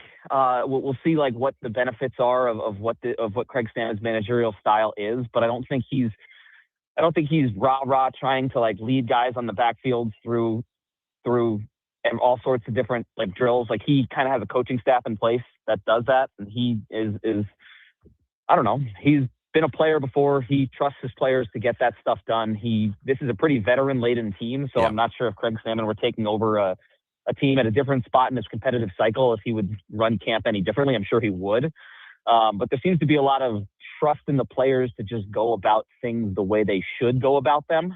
And I think when you have this particular group of players, you can do that. That's dead on. Yeah, that's dead on. Yeah, that's exactly kind of what we noticed as well. He doesn't seem, and again, that can backfire, right? Like if they get off to a slow start and it's like, well, you should have been grinding these. You know what I mean? That's just what the nature of this business is. But that's kind of the direction he's gone, and he's sticking with it. And you can tell he puts a ton on his coaches and a ton of trust in them. Yeah, and he's not as demanding of his players because he kind of expects the players to be demanding of themselves. And I don't know. I think that's probably the right way to go about it with this particular roster. Agreed. Talking to AJ Cassavell from MLB.com from Peoria, covering the Padres. You wrote earlier this week about Craig Stammen kind of experimenting with different guys in the leadoff spot, moving Fernando Tatis Jr. out of that spot. Of course, he's batting leadoff for the Dominican Republic. The only trouble here is, you write about, the 2, 3, 4 spots. We've seen a lot of Jackson Merrill, Manny Machado, Fernando Tatis Jr., but you can't pick a leadoff spot without impacting those 2, 3, 4. Like you don't necessarily want to go lefty, lefty, righty, righty. If you had Jake Cronenworth there. So it all is still intertwined. Are you seeing any kind of movement toward a decision on who's going to be the leadoff hitter for the Padres? Yeah, I think that's kind of the right way to frame that question, because like here we are in early March and I've written a lot about it and I love talking about the lineup, but until we actually have a real regular season lineup, like how much can we pick apart and dissect these decisions? Because we haven't had any decisions yet. So all of that said, let's discuss the lineup and the top of the lineup and who hits where. I kind of think that they don't want Tatis in the top spot, and here's my understanding of why that is. It's if you're looking on paper, I think Fernando Tatis Jr. is clearly the best option for the leadoff spot. He can hit a home run on the first pitch of the game. He can steal a base. He can get on base. That being said, the game isn't played on paper, and I think maybe there's something about trying to kind of get the most out of Tatis and put him in a situation that's comfortable for him. And I don't know if this is Tatis asking to be moved out of the leadoff spot. I think it might be more Craig Stammen trying to put Tatis in a spot where he thinks he's comfortable, and maybe that ends up being leadoff. Maybe Tatis goes to the DR and loves hitting leadoff and comes back and says, I want to hit leadoff. There's also something to be said about putting Tatis fourth, because if you bat him fourth, he's either going to come up with a guy on base in the first inning or he's going to be in the leadoff spot in the second inning. Yep.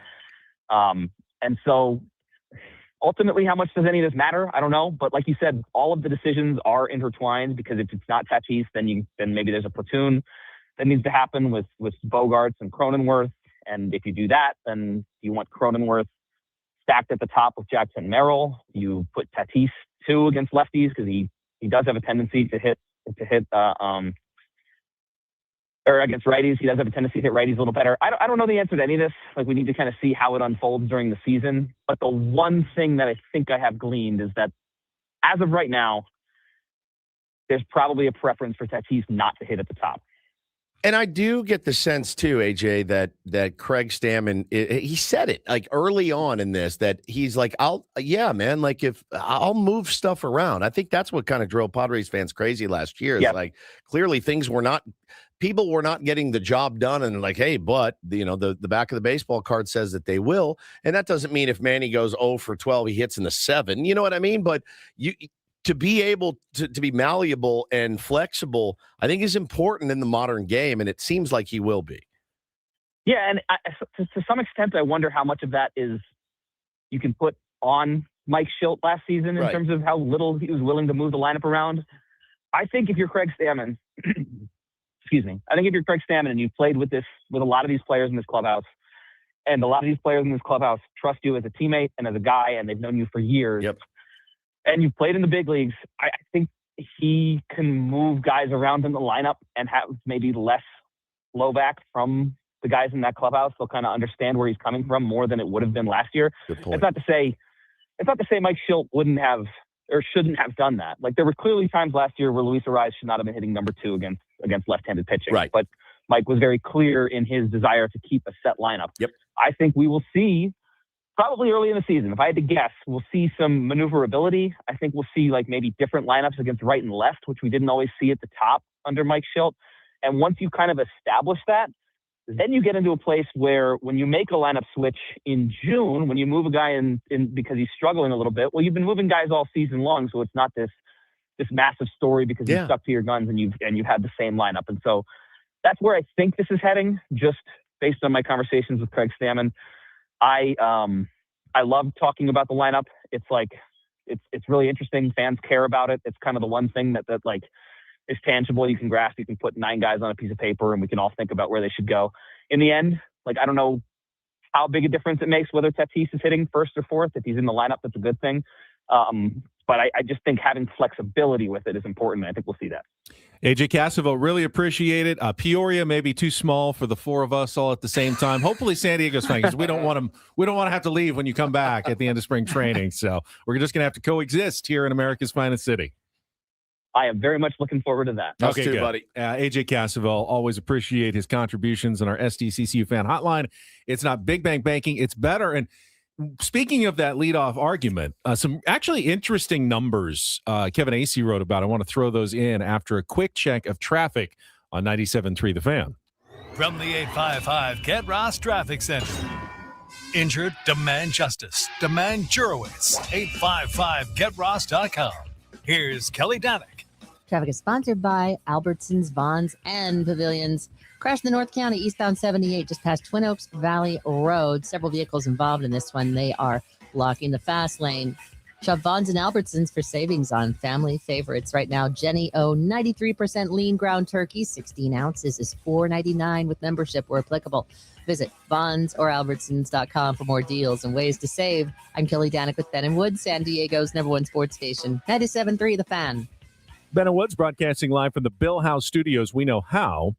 And everyone knows the argument for Tatis hitting first. Sure. He gets the most at-bats. Yeah. Best hitter gets the most at-bats. Indeed. But as Kevin Acey wrote this morning, last year, with Tatis primarily in the leadoff spot all season long, he had 399 at-bats with the bases empty, most on the team, because the Padres' 7, 8, 9 hitters for most of the year were terrible. So many times he'd come up and there was nobody to drive 400 at bats. Right? His 105 at bats with runners in scoring position, 7th on the team. So you're getting your best hitter up, and there's never anybody to drive in when he was in the #1 spot. That is a tough scene. And obviously offense is rough. Obviously offense has got to be the focus. Yes, you need good pitching. Yes, you need a good bullpen. Check.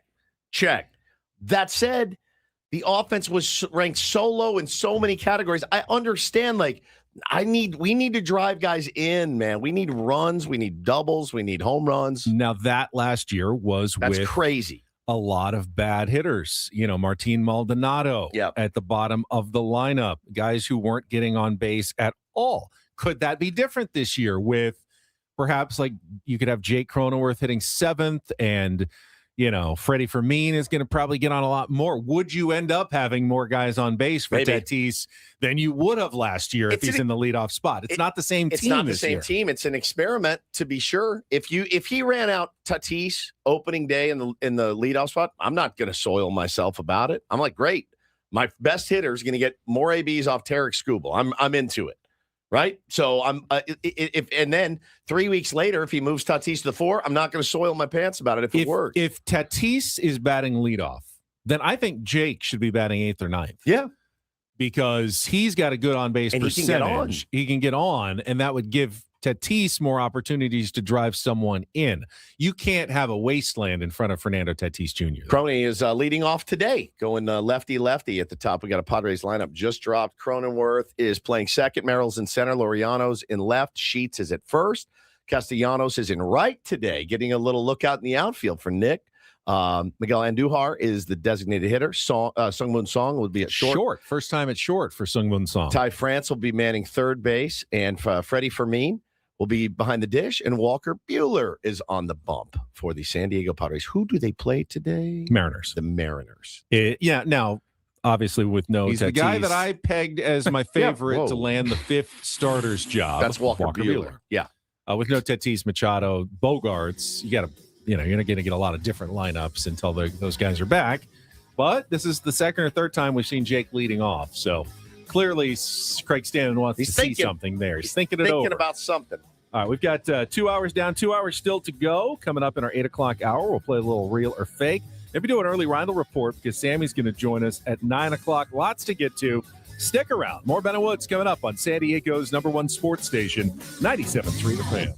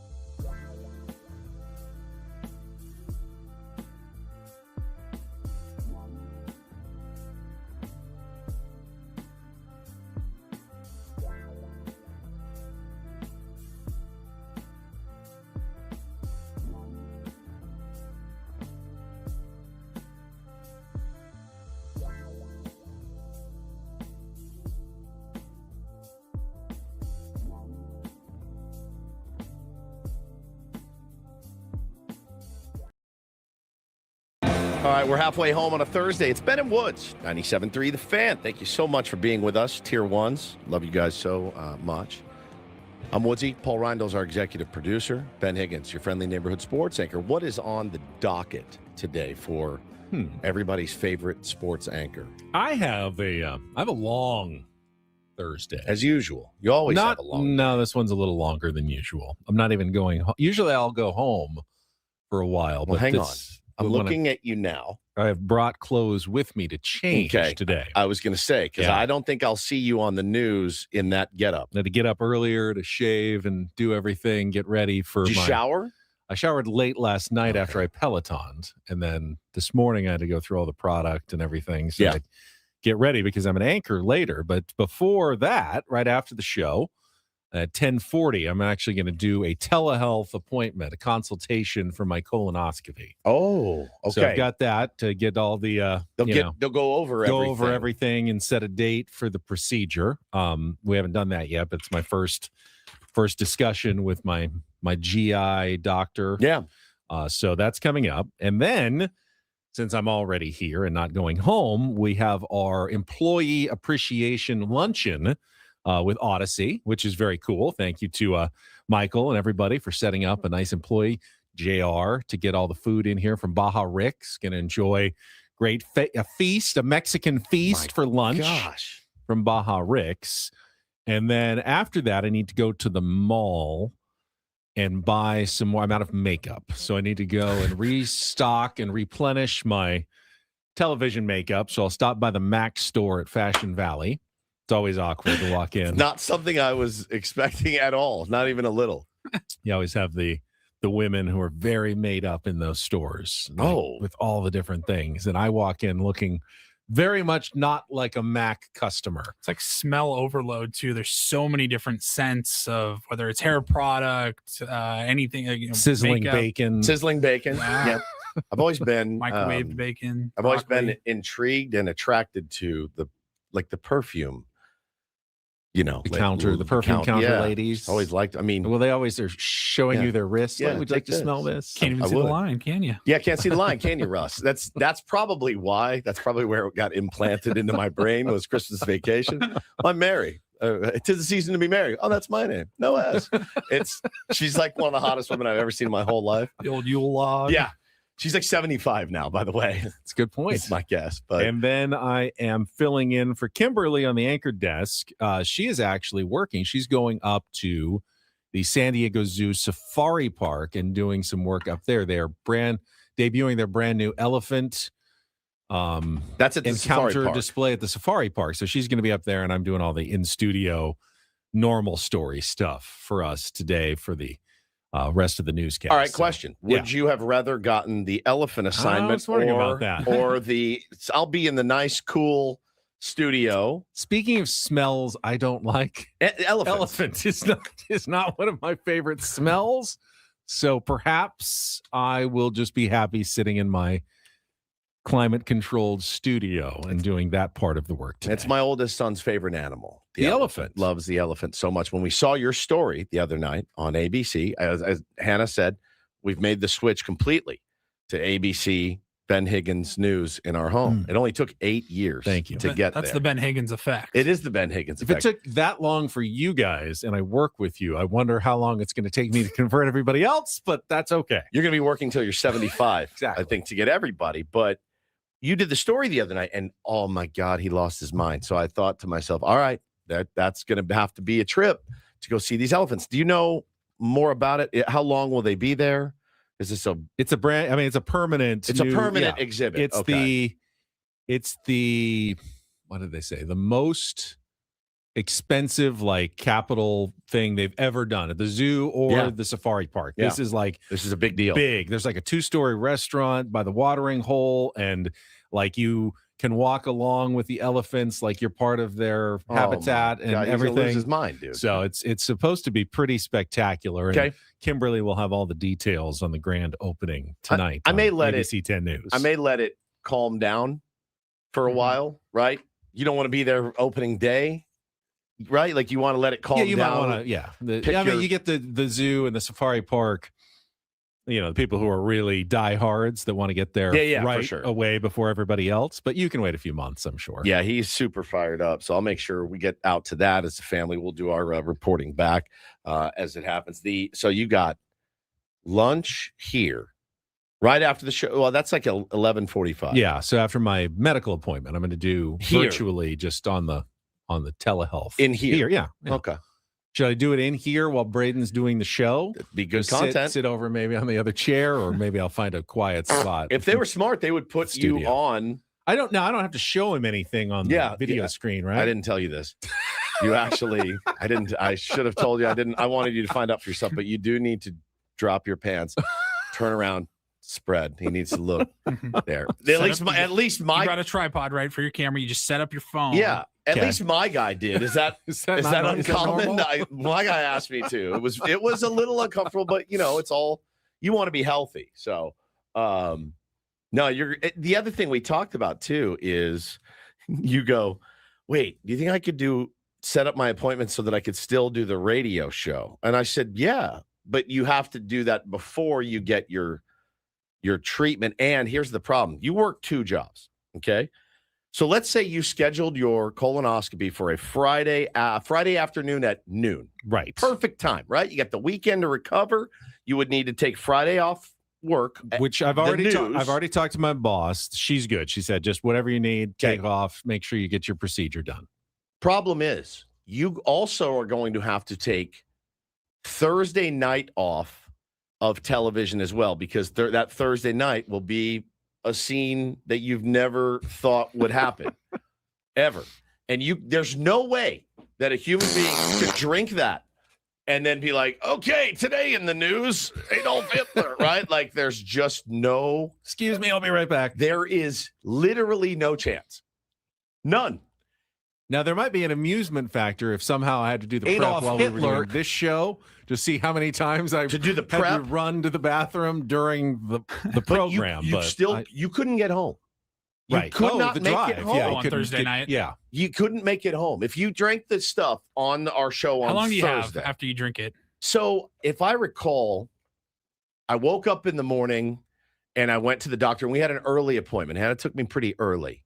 And I remember sitting in the office still being a little unsure, but like I was okay. Nothing was going to happen. I didn't have to run out or anything. So you'll be fine. You take it right after we get off the air Thursday, down the hatch. Okay. You'll be absolutely fine to come in and do the show, and we'll get graphic the prep details of the prep. I'll be hungry at that point because I won't have eaten anything. Yeah, you'll have drank a lot of chicken broth and Jello.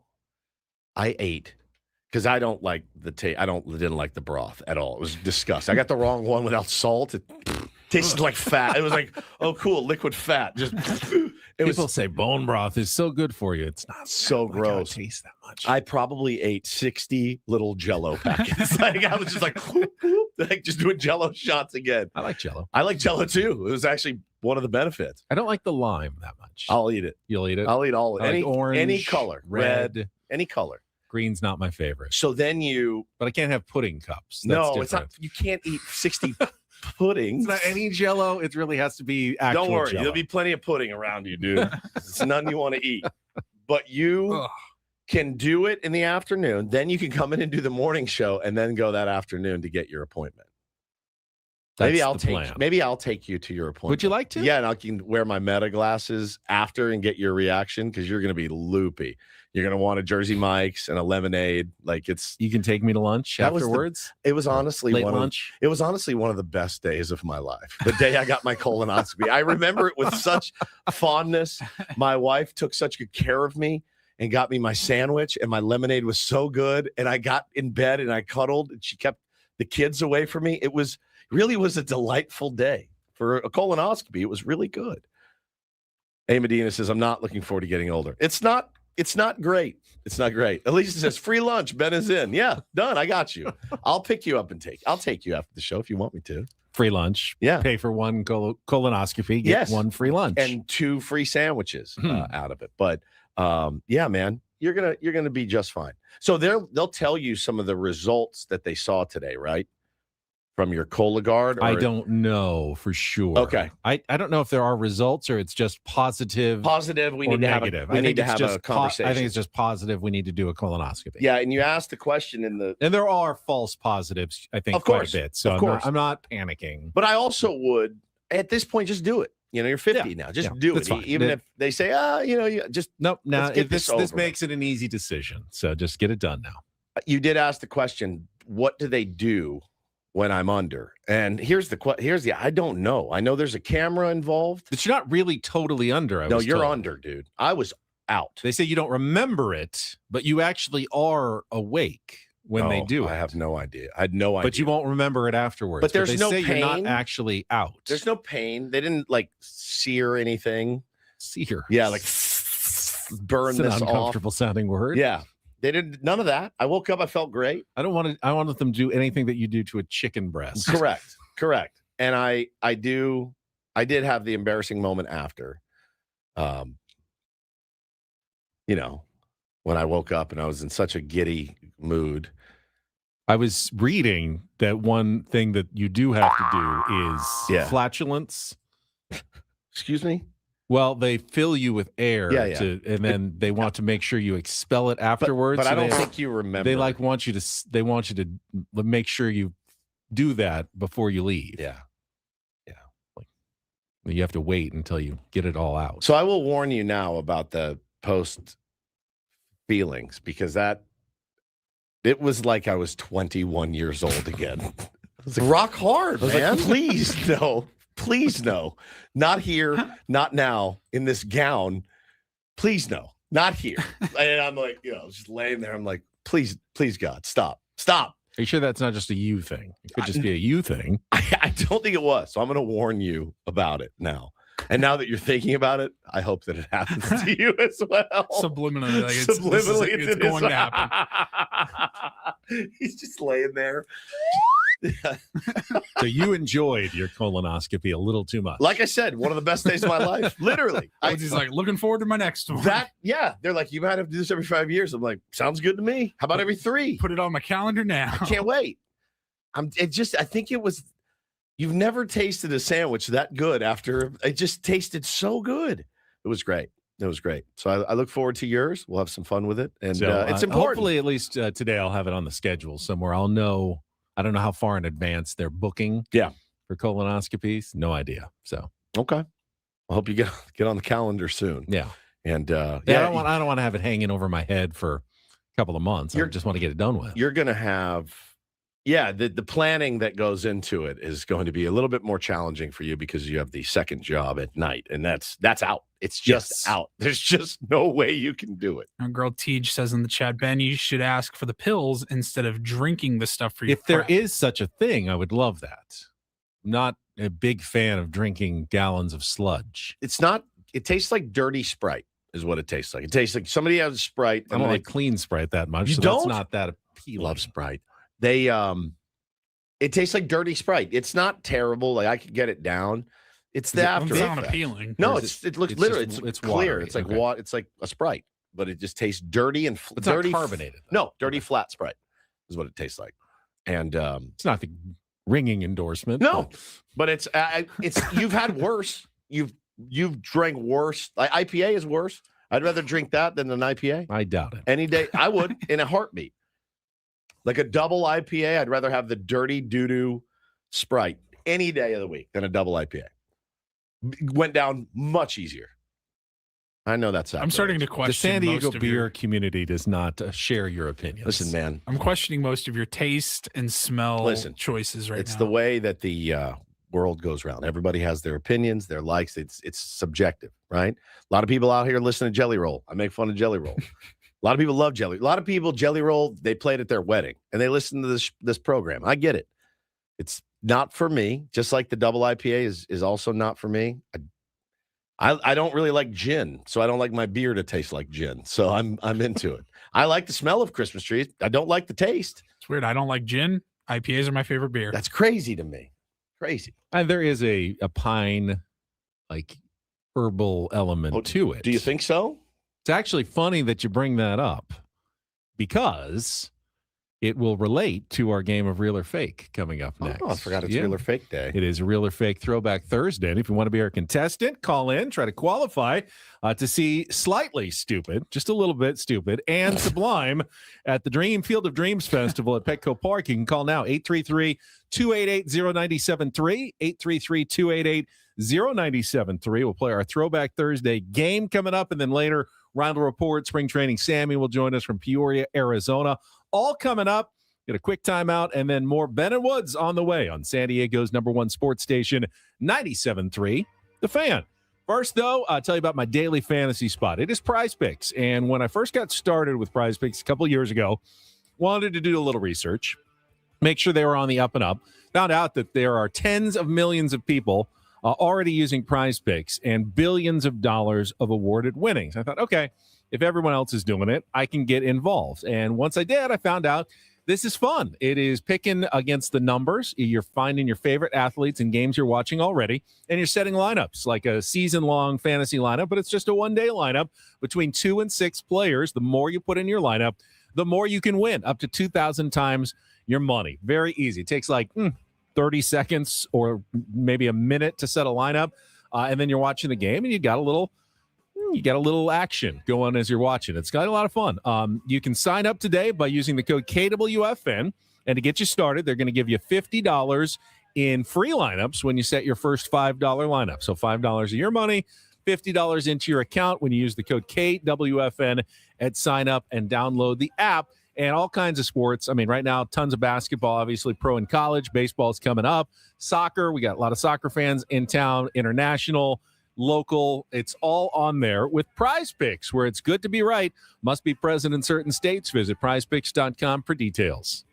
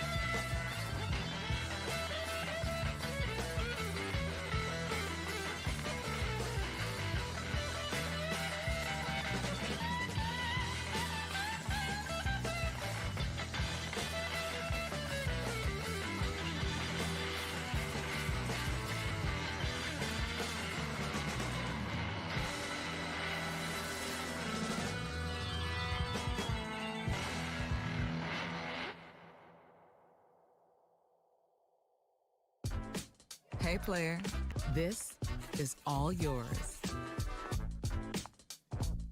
This room with this view. This speakeasy with this cocktail. Hey, could you make that too? The spa with this. Ah. And this pool on this roof. This is all for you. The all-new Hamul Casino Resort, now open.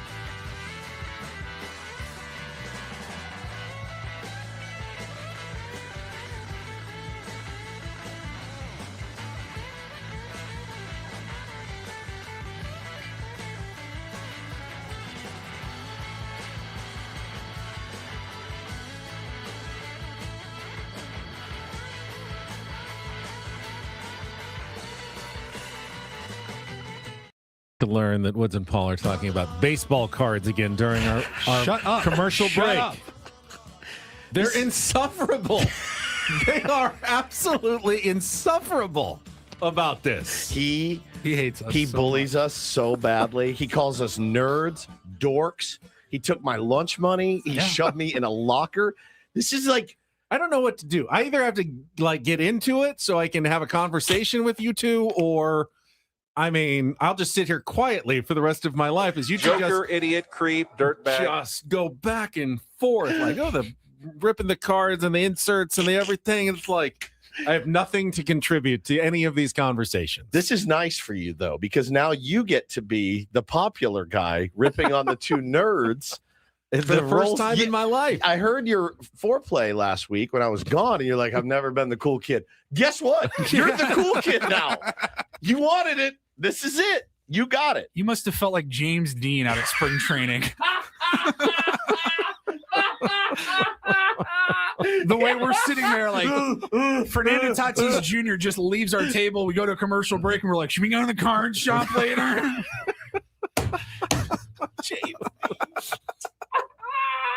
It's like, no, I have a life. So go ahead, enjoy. He's like, I'm going to the strip club like a normal human male. Paulie and I driving out to the middle of effing nowhere. The middle of effing nowhere. And I go, where are we? We walked in. The guys at the store, mute, literally they were from Men in Black. Yes. Literally. Literally, he didn't even have a cash register. He wrote down what we spent in a ledger and did it. And I had to tap his phone with my debit card. So true. He had one of the black and white like notebooks. Hang on, whoa, $69. Let me get your serial number on the back of the box and straight up Mutants. no taxes. And I mean, Ben, this place was a dump. It was a dump. And there's Paulie and me out on there. Like needles or something. Dude, Paulie and I are out there. We're like looking around. Like Paulie goes, you know what? Because right next to it was a baseball card and meth den. Right next to it was a massage parlor. And Paulie goes, I would feel less gross walking in there. Yes. No, and this was seedy. I'm guessing it was one of those massage parlors. No I'm just question. Guessing. Andy says, I'm curious what Ben doesn't like about the card collecting. Probably the dorks that talk about it all the I don't like time. any collecting. It's just, to me, it's just taking up space. But I'm not overly sentimental about those kind of things. I don't collect things. I never have collected things. In this job, people think you're crazy. You have access to athletes. You could have the coolest memorabilia. I don't collect anything. I know you don't. I would like to get rid of as many things as possible. Well, it's funny you mentioned that because I've been selling some of my cards. I've actually made about $360 this week selling cards on eBay. See, now that part of it I respect. Now here's turned it into a side hustle. I can respect that. But here's the problem, guys. I need a better way because I'm spending too much to ship these cards out. I'm losing my profit margin here. So I just ordered a bunch of padded on. I'm such a dork. But like the shipping label, like $350 to print that. I'm like, come on, there's got to be a better way for this. Got to be. So I'm sorry. It's okay. I'll tell you right now, it's not stopping. Just so you know, like we're not going to stop. It's going to get worse before it gets better. So take my lunch money again. We'll have an intervention for you two at some point. You are a giant bully. We got just like, get me away from these. Can I work with some cool ridiculous guys? nerds. Yeah. Can I work with some cool guys at some point? And he makes fun of us. And All it's the like time. he takes us out of context sometimes. Like we never give him a hard time. I just don't Never. understand. I don't understand why. They're he has to be little this way. square cardboard rectangles with a picture of a baseball player on them. It's not really them. Dan, it's the worst habit I've ever had, and I've had some bad ones. I've had some real bad ones. If the world collapses and apocalypse is upon us, they're not going to be worth anything. Let's put it this way. If we had a fire at home, I'm taking my cards over my guitars now. Just so you know, that's where I'm at in my collecting. Get the cards, get the guitars, and then the where's cats. Hannah and the kids? Then the cats. See, I got it set up where we have a fire folder. It's like a big folder with like our most important documents. If the house is on fire, grab that and then get out the door. It's located very conveniently in my office, near all my baseball cards. Correct. So I can just grab it all. It's horrific. It invades your brain at all hours of the day. All hours. Oh yeah. I'm thinking of knocking over an armored car so that I can go and buy some Bowman Chromes or something. Like I'm thinking of a heist because they're like $800 a box. I'm already waiting for the phone call. Like Woodsy, hey Paulie, let's go get lunch. Let's get together a business plan. Paulie, Woods and Paul Sports Collectibles. You know, if this radio thing doesn't work out, I want to die. You and I can pull this off. Michael and Adam are now thinking maybe we don't have to pay him. We just get him a box of baseball cards every week. You want to close the deal with me? I got a couple of ideas. There you go. A hobby box every couple of weeks will do instead of a raise. We need to get to our game. We got Charles on the line. Let's play a little real or fake. Some are here for the compelling sports talk with Ben and Woods. You can go plow through another donut. It's time for Real or Fake on 97.3 The Fan. Tell the people what they'll win today. Charles will try to qualify for the pair of tickets to the Field of Dreams Festival at Petco Park on June 13th, featuring Slightly Stupid, Sublime, and more. Tickets available at Ticketmaster.com. Good morning, Charles. How are you? How you doing, fellas? Good. Good, hey, man. real fast. Yeah. Today's going to be a really good day because if Butterscotch Pudding Boy is calling you guys nerds, I know. then we're in bizarro world. We are. It's been this way for a few weeks. He's fed up. Right? He's fed up, dude. It's every break. It's every single break. Every break. Even in the break, too, right? Every break. Oh, yeah. Me and They're Paulie. constantly talking about their baseball card collection Yeah. like they're 9. Yeah, it's awful. All right, Charles, here's what we got Chunky. for you today. Get 4 out of 7 right and real or so fake. embarrassed. We'll put you into the drawing for the concert festival tickets. And we got to try a few different craft beers yesterday during our lunch meeting at San Diego Brewing Company. So this real or fake is for the hop heads. I'll give you a name. You tell me if it's a real variety of hops used for making IPAs or a fake I have made up to fool you. Charles, you drink beer? I do. All right. We talking names of beers or names of hops? Names of hops. Oh, wow. Hop varieties. Okay. Should be easy for you then. All right, here we go. The fact that he even knew the difference there, he's going to do well. Round. This should be a 4 for 4 then for you. Round number 1. Pimlico. Real or fake hop variety? That's real. That is fake. Oh, he was so confident. Sounded good though, didn't it? It All did. right, let's go. We got plenty of times left. Round number 2. Mosaic. Say it again. Mosaic. Mosaic. Let's go real. Real. That is real. Yes, I knew Even that Woods one. was nodding on Yes. that one. Very good. All right, that's 1 correct. Let's go to round number 3. Simcoe. Simcoe. Real or fake? Simcoe. I think that one's real. That is real as well. All Wow, right, you're wow, doing well. wow. You're Well halfway done. there. Round number 4. Galaxy. Galaxy. Real or fake hop? Galaxy. That one doesn't sound real to me. What do you think, Woods? I'll say fake. Wood says fake. Charles? Yeah, I'd say fake too. Fake. That one's real. Damn it. Sorry, Charles. That's all right. We still Sorry, have 3 Charlie. opportunities left. You just need 2 correct. Let's go with round number 5. El Dorado. Real or fake? El Dorado. That one sounds real. Real. It is real. Yeah. Very good. All right. All you need is 1 more correct, and you are our winner today. Charles, real or fake hop variety? Hook Stratton. Real or fake? Hook Stratton. Hook Strat. I'm going to say real. Oh, it's fake. Yeah, so we go down to round 7. Man, we need as this we always one do. for all the marbles and for the qualification for the concert tickets. Real or fake hop? Kerrygold. Real or fake? Kerrygold. That sounds real. That's your answer? I don't know. Should I change it? Real or fake? Carry Yes, gold. that's my answer. It's real.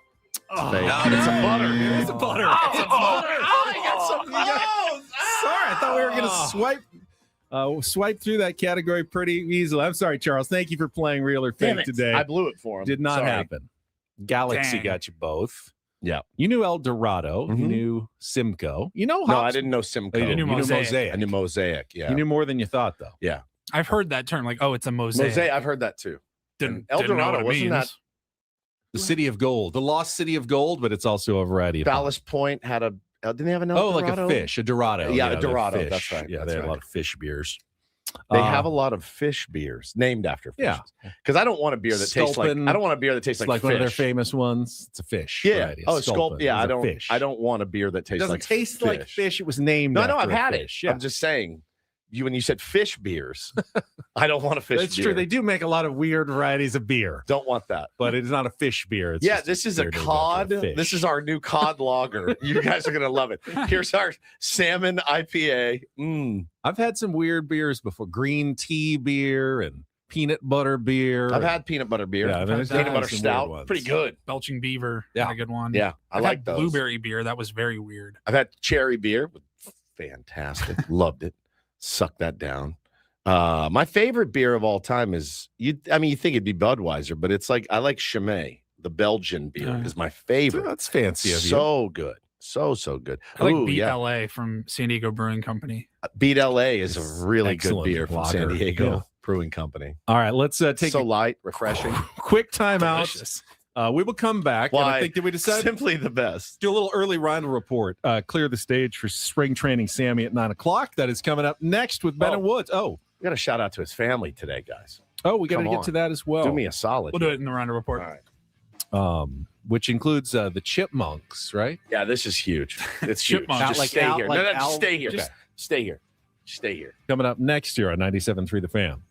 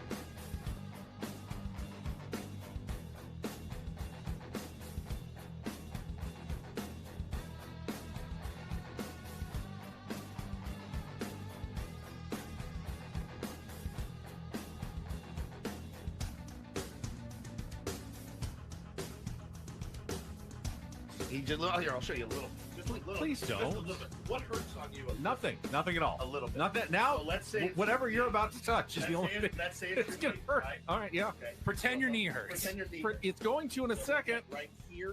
Oh, that is not pleasant. Hey, player, this is all yours. This room with this view.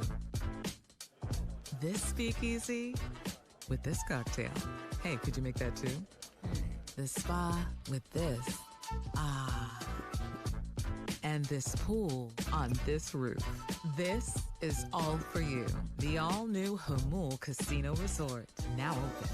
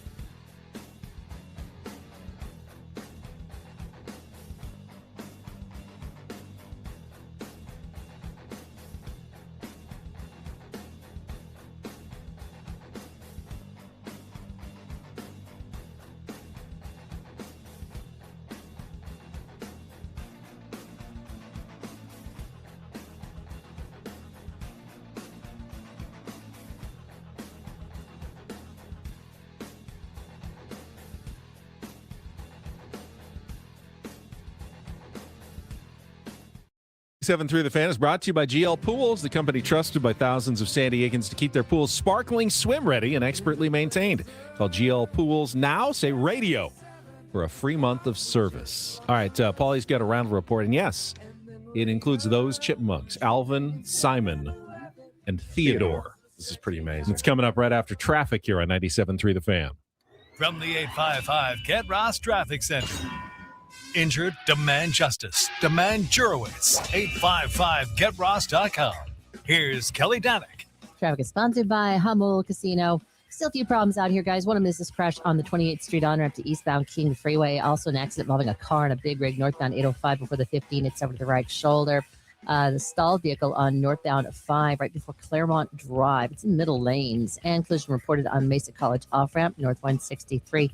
In the North County, dealing with a collision on the coastline, northbound 5 at Birmingham. It's over to the right shoulder. Accident has cleared westbound 78 at Nordahl Road. Now reports of a collision on northbound 15 just past Old Highway 395. It's blocking the 2 left lanes.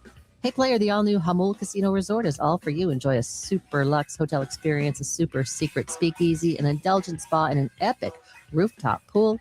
Book your experience at HummelCasino.com. And Kelly Danick with Ben and Woods, San Diego's #1 sports station, 97.3 The Fan. And get things started here with our today's edition of the Rindle Report. Now tuned into the greatest. Welcome to the Rindle Report with Paul Rindle. Hi, Paul. All right. 2 stories from the world of sports that we haven't gotten to yet. We'll start off in Major League Baseball. And 1 story that you didn't know you needed. Are you laughing, biatch? It's the Rindle Report Hey, Paul, how you doing? Okay, how are you? on 97.3 The Fan. Are you ready to bless the mood? I need some help, please. That was good. Can I get a yeah? Oh, yeah. All right. All right. Get right to it. So we've got sad, weird, and funny. The best. All coming at you here in the Rindle Report. We'll start off with the sad. Shout out to his family. There's just no other way to say it. The legendary Lou Holtz passed away yesterday at the age of 89, I believe. 89. Decently funny text exchange between the Ben and Woods program yesterday about Lou Holtz's passing. Yes. Because, you have to find humor in You do. in darkness. You laugh to keep from crying. That's it. I didn't know. Ben texted, was he sorry to hear about Lou Holtz? He did pass away today. Paulie wrote, oh no, what happened? Ben said, parachute didn't open. And I laid me out. It was 89. It laid me out. I was chortling so loudly. Lou, obviously legendary head coach, very impactful guy. I went down my senior year of high school. They were playing Texas A&M in the Cotton Bowl, and I went down to SMU to watch Notre Dame practice, me and a couple buddies, and I got the chance to meet Coach Holtz and Tim Brown, who won the Heisman Trophy for the Irish. It was like the coolest day of all time. My dad has had the picture of me and Lou on his desk for the last 40 years or whatever. Lou Holtz brought me my only national title that I've ever seen. And so I will always be grateful for that night I spent with my dad, who let me stay up from school or stay up late and watch Notre Dame beat West Virginia. It meant everything to me, 1988. And so, yeah, he'll be missed. I love this too. Let me read this for you quickly. He made his players memorize this poem. And I love this. And I've learned so much. There's so many little coach speak things I've learned from Coach Holtz, but this is pretty amazing. This is the beginning of a new day. God has given me this day to use as I will. I can waste it or use it for good. What I do today is important because I'm exchanging a day of my life for it. When tomorrow comes, this day will be gone forever, leaving in its place something I've traded for it. I want it to be gain, not loss, good, not evil, success, not failure, in order that I shall not regret the price I paid for it, because the future is just a whole string of nows.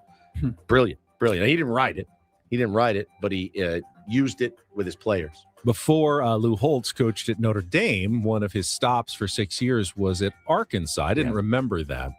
And I found out yesterday, and I didn't realize this, he was Billy Ray Smith's coach at Arkansas. And Kimberly showed up and said, I found in our files 2 letters written from Lou to Billy Ray saying, you were one of the best players I ever coached. Just an incredible football player. And I thought that's pretty cool. That's awesome. He was, again, guy brought me my only one, dude. My only one.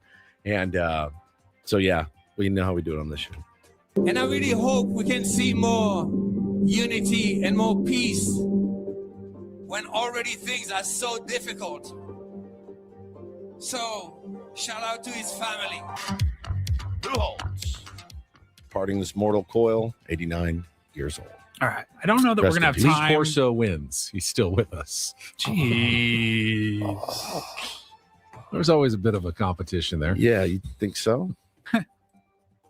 We're running a little short on time. Okay. Maybe I'll save the weird story for a don't do this tomorrow, or we can get to it in our 9 o'clock hour. 9:30 segment, yeah. Very strange story out of Cal State Bakersfield. But our beloved Bobby Cressy sent this one over, actually. Texted me last night and said, I know you like weird stuff like this. And I said, he said, I know you love the Chipmunks. I don't love the Chipmunks. In fact, I hate the Chipmunks. Well, how would you hate the Chipmunks? It's annoying. My kids watch it all the time. It's still on? It just never ends in my house.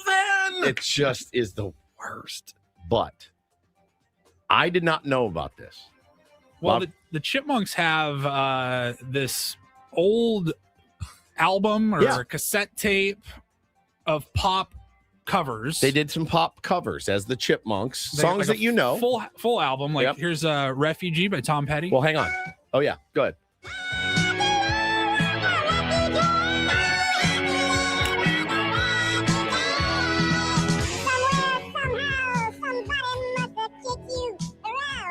So it's just, and then this is all an album. The guy Dave Seville sings them and then speeds up his voice. No, they're actually 3 real Chipmunks. Yeah, you didn't know that? By the way, there could not be a more clearer comparison. You are Alvin, I am Simon. Pauly Theodore. That's right. It's like so very obvious which Chipmunk the 3 of us each are. I'm guessing a tier 1 will have that photoshopped within the next 10 minutes. When were the Chipmunks, like, when did they originate? Like 60s? 70s? Maybe? I don't know. 60s, 70s. Been around forever. The technology that was used and the way he was able to, like, maneuver his voice like that. Harmonize, all that. Back then, 50 years ago, is actually extremely genius. Like, underrated. It's not talked about how well it was done.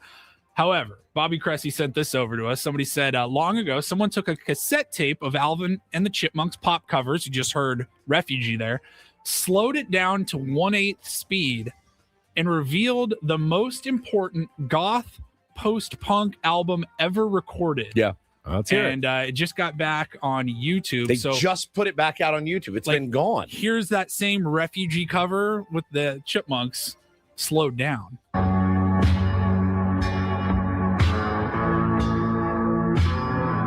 Joy Division does. We got something, we both know it.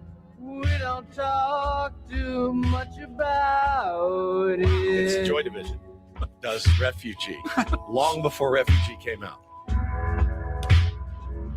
Ain't no real big secret, all the same somehow. Badass. Can't get around it. Yeah, MJ Lenderman. That's who it sounds like, Tyler. That's right. Listen, it don't really matter, maybe you'll believe what you want to believe. How is that the same? Have to live like a refugee. So that is real good, dude. That is so crazy. That's amazing. And so it's back on YouTube if you want to go find it. You can go all of them. There's I think they do Walk Like an Egyptian in there too, which is crazy. But that one, I heard that. I go, I would literally listen to that cover from one of my favorite post-punk or goth bands. I think ultimately, though, I've always wanted to try to explain the dynamic between the 3 of us, and I've never had a great comp. The Chipmunks. That is it. Alvin Simon. Theodore. Theodore, the one, nice. Everybody likes him, kind of makes it work. Just, the nerdy, glasses wearing, analytical one. And the troublemaker pain in the ass. who everyone just loves for some reason. Not everyone. Except for Dave. What's Adam is Dave. Adam is Dave. What's he?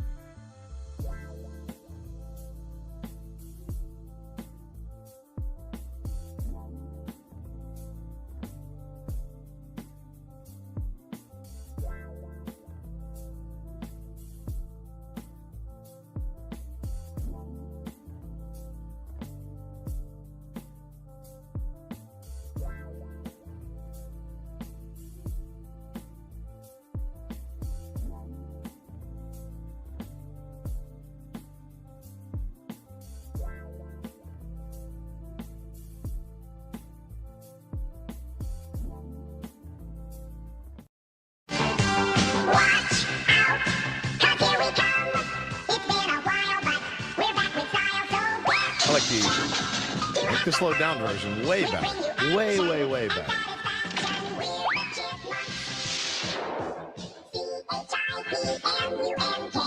It's fun. It's good. Like, it's a good bit, but it wears you out after a while. Right, it's true. It wears you out. It's the same thing every single episode. We get it. Alvin gets them into some sort of trouble. That's right. But comes out smelling like a rose. Yeah.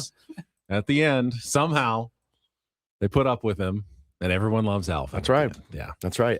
It is, but that's slowed down version. I'm going to go listen to the whole thing today. Like, put it on in the car and listen to all the pop songs that they slowed down. It was so brilliant. People that think of this stuff, I continue to be amazed by them.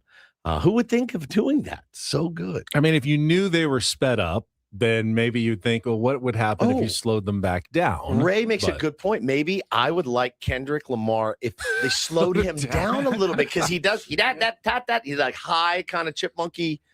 But if you slowed him down, maybe I'd be like, man, I love Kendrick. You've always been, more of the Joy Division type style. Sure.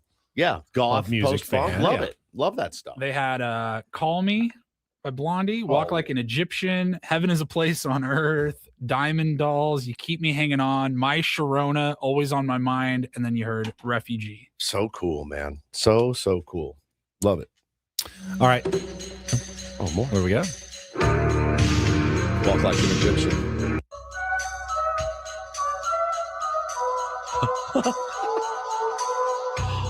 Trying to wait. Down the block, all the Japanese with their yen, the party boys call the Kremlin, and the Chinese know, oh, they walk the line like Egyptian. Remember that video?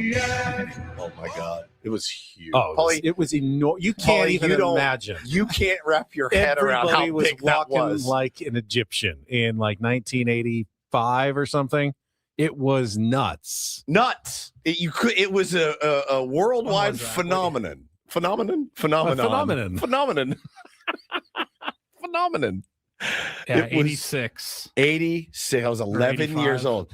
I couldn't get enough of Walk Like an Egyptian. I also loved Still Susanna. one of my favorite songs. Yeah, no, that doesn't surprise anybody, but Susanna Hoffs was it for me when I was a kid. I was not alive for Walk Like an Egyptian. I did live through the Macarena, though.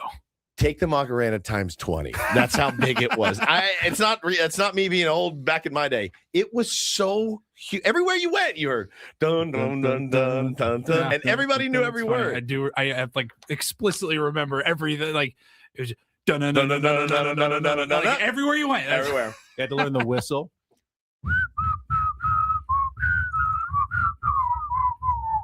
So brilliant. You had to do the whole thing. All right. Spring training Sammy. No. Spring training Sammy. Got it before it came out. Okay, good. Spring training Sucked it up. Sammy is going to join us in a couple of minutes after he hears from Looks like Craig he's ready Stammen. anytime now. All right, first let's get to our biggest fan announcement. If you hear your name called, you know how it works. You get 10 minutes to call us back at 833-288-0973. Qualify for the grand prize, 20 tickets for you and your friends for a night in our Odyssey Suite at a Padres game this upcoming season with all the fan staff, catered by Spiro's Mediterranean Cuisine. And this morning's biggest fan is Todd Christensen from San Diego.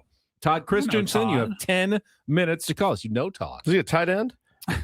No. Sounds like it, Todd, yeah. I think he was a tight end. Todd Christensen. 833-288-0973. It's a basketball player. He's a basketball player. You seem Tier to know 1 him. basketball team. You didn't have anything to do with this. Wow. Really? Whoa, Gee. no. How did Todd Christensen's name get in there? Or I any of wonder. our other tier 1s that have qualified. Tomorrow's biggest fan going to be Megan Rindle. That would be illegal, Yeah, man. okay. Would be illegal. Would never. All right. Well, we'll see if he calls in. He better I did call see in. that like last week though when I got the names for this week, and I go, I definitely know this person. That's gonna look bad. Yeah, it's gonna look bad. It looks terrible. It's not a relative, though. Now, There's if he nothing- wins, it's over. At You're the fired. end, yeah, I that's mean, true. pretty much, Todd, you can't win because Paulie will get fired. It's perfect because he gets to invite 20 friends. He doesn't even have to invite Paulie. That's Paulie's true. a member of the staff. That's so true. It's like he gets an extra Extra friend ticket. to invite if he wins. That's right. We would never. All right. It isn't called in yet. Let's go out to Peoria, Arizona, where we are joined by the one and only spring training Sam Levit, courtesy of David P. Shapiro Criminal Defense Attorneys. David P. Shapiro Criminal Defense Attorneys, helping good people regain control of their future since 2010. Hello, Sammy. Hey, good morning, guys. And I just thought about while you were having the conversation about those trainings we have to take about the rules and regulations for contests and things like that. I was thinking the one thing that Adam Klug actually does get on me about are trainings. I'm kind of notorious for not doing my trainings on time, so he'll have to email me. He'll say, "Hey, really need you to do that training." Ooh, did you have to do the training this week as well? Paulie, I think we were supposed to do it already by today. I've not done it, so I'll do it. Today was the deadline. I didn't get one. No, you guys don't do anything around here that requires that kind of training. Like posting to our website or anything like that. Yeah. Well, here's the thing. Now, Woods just has to do the sexual harassment training. As over do and over you. again. As do you. Who am I going to sexually harass? Me. Yeah, that's fair. That's fair. Sammy, you know what would surprise you and everyone listening? No one is better or more timely about doing their trainings than yours truly. I am elite at it. As soon as I see it come up, I'm like, I put it off longer than you do. I'm going to get this thing off my plate. So I never get in trouble for Adam for that. Just everything else. Sammy, if you hold on 1 second, let's go to line 1. Is this Todd? This is. Hi, Hello, Todd. This sounds rigged. Congratulations. Hey, so how many buckets did you get the other night in the Tier 1 basketball game, Todd? Actually, that was 0. It was not a good game for me. I get it. We won, so that's all that matters. That's right. That's all that matters. Good teammate. Congratulations, Todd. Very well deserved. Thank you. All right, buddy. You're in, and you got my Venmo account, right? Probably will do it for cards. All right, Todd's in for the biggest fan contest. You got to talk to Joe Musgrove after the game yesterday. Your thoughts on his performance and just kind of break it all down for us, Sam. Yeah, I think the most important thing is that he came out of it healthy and he got 3 up downs. I think it was, look, first time on a mound in a real stadium, albeit against Team Great Britain. And if you watched yesterday's game, the whole thing was, kind of weird because you had some Padres pitching to Padres at some point, especially as it got towards the end. It got a little wacky towards the end to the point where it was like, why don't we just say, hey, let's bang play it. 8 innings today. Yeah, just bang it. That's neither here nor there. With Joe, look, command, probably not exactly where he wanted, but again, you have to put it in the context of this was his first outing, and he said after the game, another step for him, right? I think in talking to Joe after, he said something really interesting. He was asked what expectations he has for himself this season coming off the injury, and he said, well, I have a lot of desires, but I haven't really put expectations on myself. And he made that distinction. It was actually, I thought, very poetic by Joe to make the distinction between desire and expectation. And, he said, look, I want to stay healthy the whole year.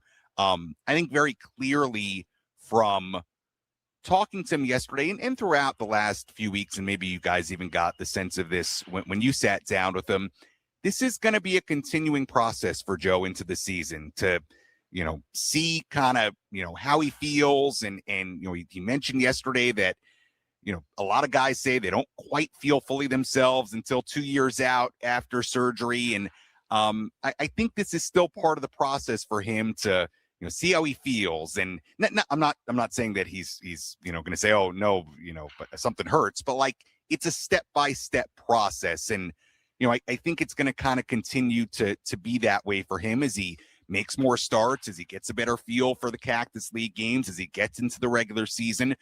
So, look, I think coming away from what he said yesterday, I think maybe, I don't know if temper or expectations for Joe is the right word because he's so capable and it, I know it, he knows it. Nobody competes like Joe. But to me, this is still a process of him kind of working his way all the way back to kind of the Joe pre-injury. So, up and down results yesterday, but I think for him at this point, the most important thing is that he comes out of it healthy and he continues to take those next steps. But it was that expectations versus desires line I thought was pretty interesting because I just talking to him, I get the sense that he thinks, hey, this is still a process coming back from this thing. And maybe the idea that he's going to just snap back into who he was. I don't want to say that's unrealistic, but it's, getting back there is a process, and that still, especially as we get into the season, may not happen overnight. Sammy Levit joins us live from Peoria, Arizona. I ask again, Sammy, how is your arm feeling? Have you been doing your plyo routines and running to break down the lactic acid after you throw? All of the things. My arm feels good. Arm feels good. Got up to 66 miles an hour yesterday. He thinks he can get to 70. I don't think there's any doubt. You know, I'm watching you throw. A lot of arm. Well, one thing I would do, your left arm, make sure you get it in a little bit more and don't let it kind of drag. If you get it to your chest and get your chest over a little bit more, I think you're going to be in good Kinda shape. Flying open a little bit and make sure you get your legs into it. And I think you get 70 like by Monday if you do that. Yeah, some people commented I've got to engage my legs more. Not pushing off enough. And then I was watching the video. I'm like, yeah, it's a lot of upper body and arm. I'm kind of whipping that arm and almost catching up. So got it up to 66. That's pretty good, man. Yeah, I'm gonna give it a couple of days and we'll get back on the bump. No ice, no nothing. Just no, totally good. Feels great. Sneak a quick video to Ruben Niebla just to get some tips, possibly. If he had seen it, he would give you tips. Well, I'm thinking about maybe making a video where I put my tape up on the laptop here and we bring Ruben over and say, hey, you got to. How do I get the 70 here? Take a look at the tape. What do I got to do? You got to do it. You absolutely have to do it, Sammy. Speaking of getting your legs into it, Walker Buehler on the mound today for the San Diego Padres because he has big legs. His big legs. Yeah. It's actually I would say one of the more interesting games and days I think we've had here in a bit, and I say that because of Walker Buehler facing what should be a pretty good Mariner lineup in his first Cactus League game. And I said to you guys the other day that if I put a front runner for that 5th rotation spot, I would say Walker right now. So it's a big day for him to get on the mound in a Cactus League game and face what should be not not the A lineup, because there's not going to be Julio Rodriguez and there's not going to be Cal Raleigh and some big guys for Seattle, but should be a good amount of major leaguers in there. So it's a big day for him in that sense. JP Sears will pitch after him, and also Sung Mun Song will play shortstop, which is not a position he's particularly familiar with. Sounds like there will be time for him at some point in the outfield as well. He's even less familiar with the outfield and playing left field. But again, when you talk about the bench and the idea of Song making this team or even kind of being a lock for this team, just think it's another kind of step for him in showing the type of versatility that would help him get there. And in his case, there really are, I think, 2 areas of questions. Obviously, the offense, the ability to hit major league pitching, but also, can he be a guy you could play at shortstop if need be? Can he be a guy that you can stick in the outfield if need be? What is the extent of his defensive versatility? And it's kind of an interesting day for him playing shortstop. Well, the good news, Sam, 3 weeks from today, opening day at Petco Park, which means you've got about 2 weeks and a long weekend left in Arizona to wrap up your spring training stay. I'd imagine these are the dog days at this point. Yeah. Yeah, they're the dog days for sure. I think you kind of even feel it in the clubhouse, like it's getting a little, what do they call it, Groundhog Day-ish. I can relate. So yeah, it's kind of the dog days, but it's good. I mean, look, a lot of good stuff still going on, and I think interesting stuff going on, and also with those guys gone for the WBC, you've got a lot of guys that are getting a lot of at bats, an opportunity to play and show what they can do, and even guys that aren't going to be on obviously the major league roster, but I think are making a name for themselves, like Romeo Sanabria continues to hit, and he's not facing the top end arms. But he's a guy who, you kind of watch him, you're like, hey, I got to keep an eye on that guy in the minor leagues this year. And who knows, maybe he is a first baseman of the future for the San Diego Padres. So stuff like that is pretty interesting too. But I think, again, today in particular, I think this is an intriguing game because of Walker Buehler, because of Song. You got Castellanos in right field. Yep. So a lot of good stuff to keep track of today, and a night game tomorrow as well. Sammy, really appreciate it. We haven't been giving you assignments, but I am curious about Samad Taylor. Because we were talking earlier, we didn't realize he actually does have a little tiny bit of major league experience and is having a good camp and can play all the outfield spots. So if you want to investigate him a little bit for us, Yeah. I wouldn't mind hearing about him. Yeah, I've talked to him a little bit, not on camera. Nice guy. You're right. Has been around a bit, a little bit of major league experience, and has played pretty well. The first thing actually he pointed out when I went over and talked to him, I said, "My name is Sam." He's like, "Oh, like me, Samad, S-A-M." And there I was you like, go. "Oh, how about that?" I was like, I didn't even think about Samad about Levit. that. So, yeah.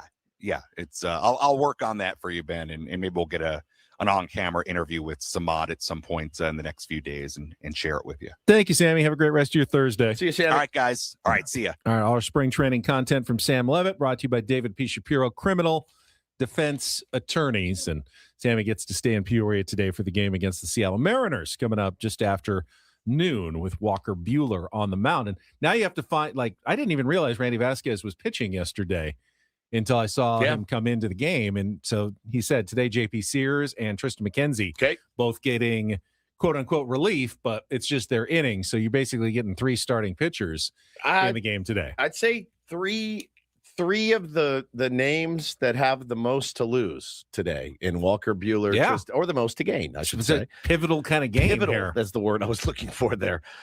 Pivotal for all 3 of those guys, man. They're going to all be watched very intently of who can help this team win baseball games this year and beyond, hopefully. So we'll see what happens. But obviously I think Buehler, the biggest name there, but the one that you're thinking about is JP Sears. Is this guy who was going to be part of that huge trade? Is he going to be a guy that helps this ball club? So big starts kind of for each of those guys. As I mentioned earlier, believe it or not, the San Diego State Aztecs can still win the Mountain West if they win tomorrow. When we come back, we're going to give away some tickets for senior night, honor Reese Dixon Waters. And if they have a couple other seniors that are like walk-ons, they'll honor them as well. But you can win some tickets to SDSU basketball after a quick timeout. More Ben and Woods on the way on San Diego's #1 sports station, 97.3 The Fan. First, though, I'm going to tell you my journey with SDFatLoss.com went as good as it possibly could have. I had tried other weight loss programs in the past. I had thought about the injections, but I didn't really want to go that route because, well, I had heard the same thing that people are saying today. If you start the injections, you are committed to perhaps a lifetime of them, weekly at a cost of $3,000 to $5,000 a year. I didn't want to do that. I wanted a different alternative. And at SDFatLoss.com, I found one where I lost weight fast, up to a pound of fat per day, 10 to 20% of your body weight in just 60 days. For me, that was 40 pounds in 2 months without injections, without the side effects, like losing muscle, which lowers your metabolism, which just makes it harder to keep weight off and gain more fat. That's not the point of this. The point of this is to lose weight in a sustainable fashion. And SD Fat Loss did that with a program that was based on real foods that fit in my lifestyle, did not require exercise during those 2 months, and I still lost the weight fast. I even was able to cheat a couple of times when I went on vacation, and I still lost 40 pounds. If that sounds good to you, I don't know why it wouldn't. Set up your free consultation today by going to SDFatLoss.com. Take advantage of their $200 off. Sign up today, and before summer arrives, you'll have your summer bod ready to go for the warm season here in San Diego. Check them out today, SDFatLoss.com. That's SDFatLoss.com. Results may vary.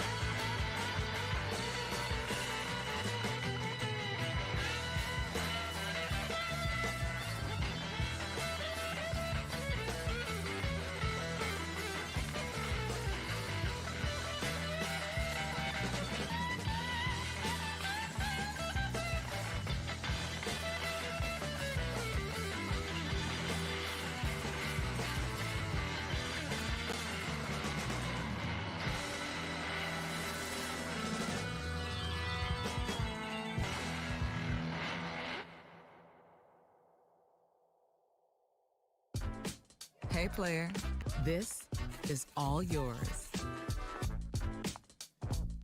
This room with this view. This speakeasy with this cocktail. Hey, could you make that too? The spa with this. Ah. And this pool on this roof. This is all for you. The all-new Hamul Casino Resort, now open.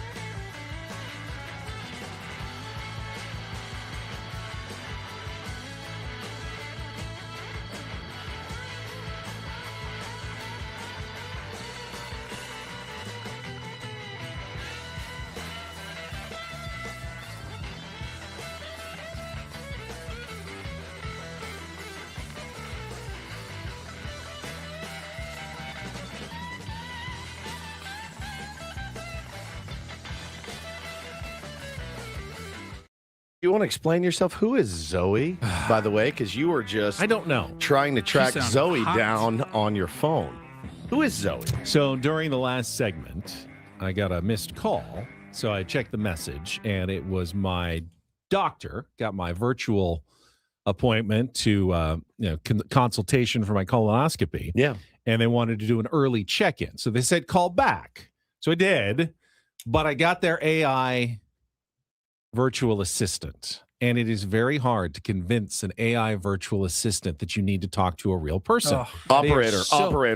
They are so insistent that they can help you. So I kept saying, I'm returning Zoe's call. I'm returning Zoe's call to check in for my appointment. And they said, you can check in and blah, blah, blah, blah, blah, blah, blah. I just need to talk to Zoe. She called me. And then they could hear you two talking in the background. And she said, sounds like you have a lot on your mind right now. And like, she got very confused. You're like, Zoe, if by you the conversation. Only knew. Zoe, let's have a conversation. So after about 4 minutes of that, finally Zoe, got on hold. babe. And then we came back on commercial and I had to hang up again. So you missed it. I have not been able to call Zoe back. Here's my least favorite bit. This happened to me the other day when I was calling USAA to come out, fix the tire, the whole bit. Please log on to our mobile. I'm like, if I wanted to use the app, I would have downloaded it, signed up. I don't know my policy now. All this. I'm like, I'm not good with technology. I'd rather talk to a human being. It's hard to get a human being on the phone these days. Make sure you download and use our mobile app for everything you need. It's not the case. You can I was on hold scream operator, and it doesn't work anymore. Try screaming. I do. My wife gets so she's like, shut up. They're not going to be operator. I'm hitting 0 the whole time as I'm screaming. I was on the phone with my cell phone provider for like an hour and a half earlier this week, and it was awful. And it started with the same thing, AI chatbot person or whatever. Hour and a half. Combined over the course of like 3 different phone calls. Oh But my the first God. one was, how can I help you? And I was like, speak to a live agent. She goes, I understand you'd like to speak to a live agent, but first, let me see if I can help you. And I go, how can I help you today? I was like, you can help me by letting me speak to a live agent. She goes, I understand you want, is this about your billing? And I go, it's about my billing that I'd love to speak to a live agent about. It's the worst. I hate it so much. And I get it. It makes life easier for them, not for your Zoe's It calling makes our back. life so. All right, let's get this. Let's get her on the phone. Hello? Speaker. Can't do that. Yes, this is Benjamin. How are you?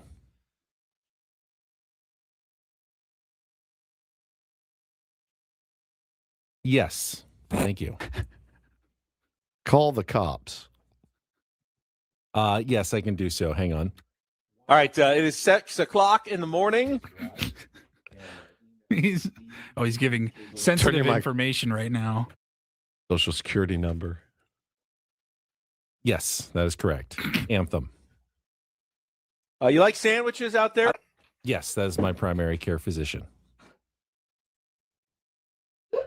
My current height is 6 feet 3 inches tall. My current weight is Adolf Hitler. Sorry. They can hear you guys in the background. Oh, they can? Don't like renting out my body. I've got some comedians with me here next to it. Yeah. Gobbler's Knob. Best pharmacy is the CVS on El Camino Real. Thank you El for Camino calling. Real. Okay. All right. Thanks. Thank Bye. you. Yes, correct.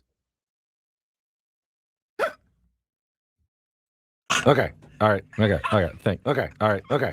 All right. Okay. Yes, I am taking some medication. Okay. All right. Okay. All right. Okay. I think I Okay. filled it out all online. Do you not have it? I'm dead. Yeah, I should be all there. Yeah. Panties.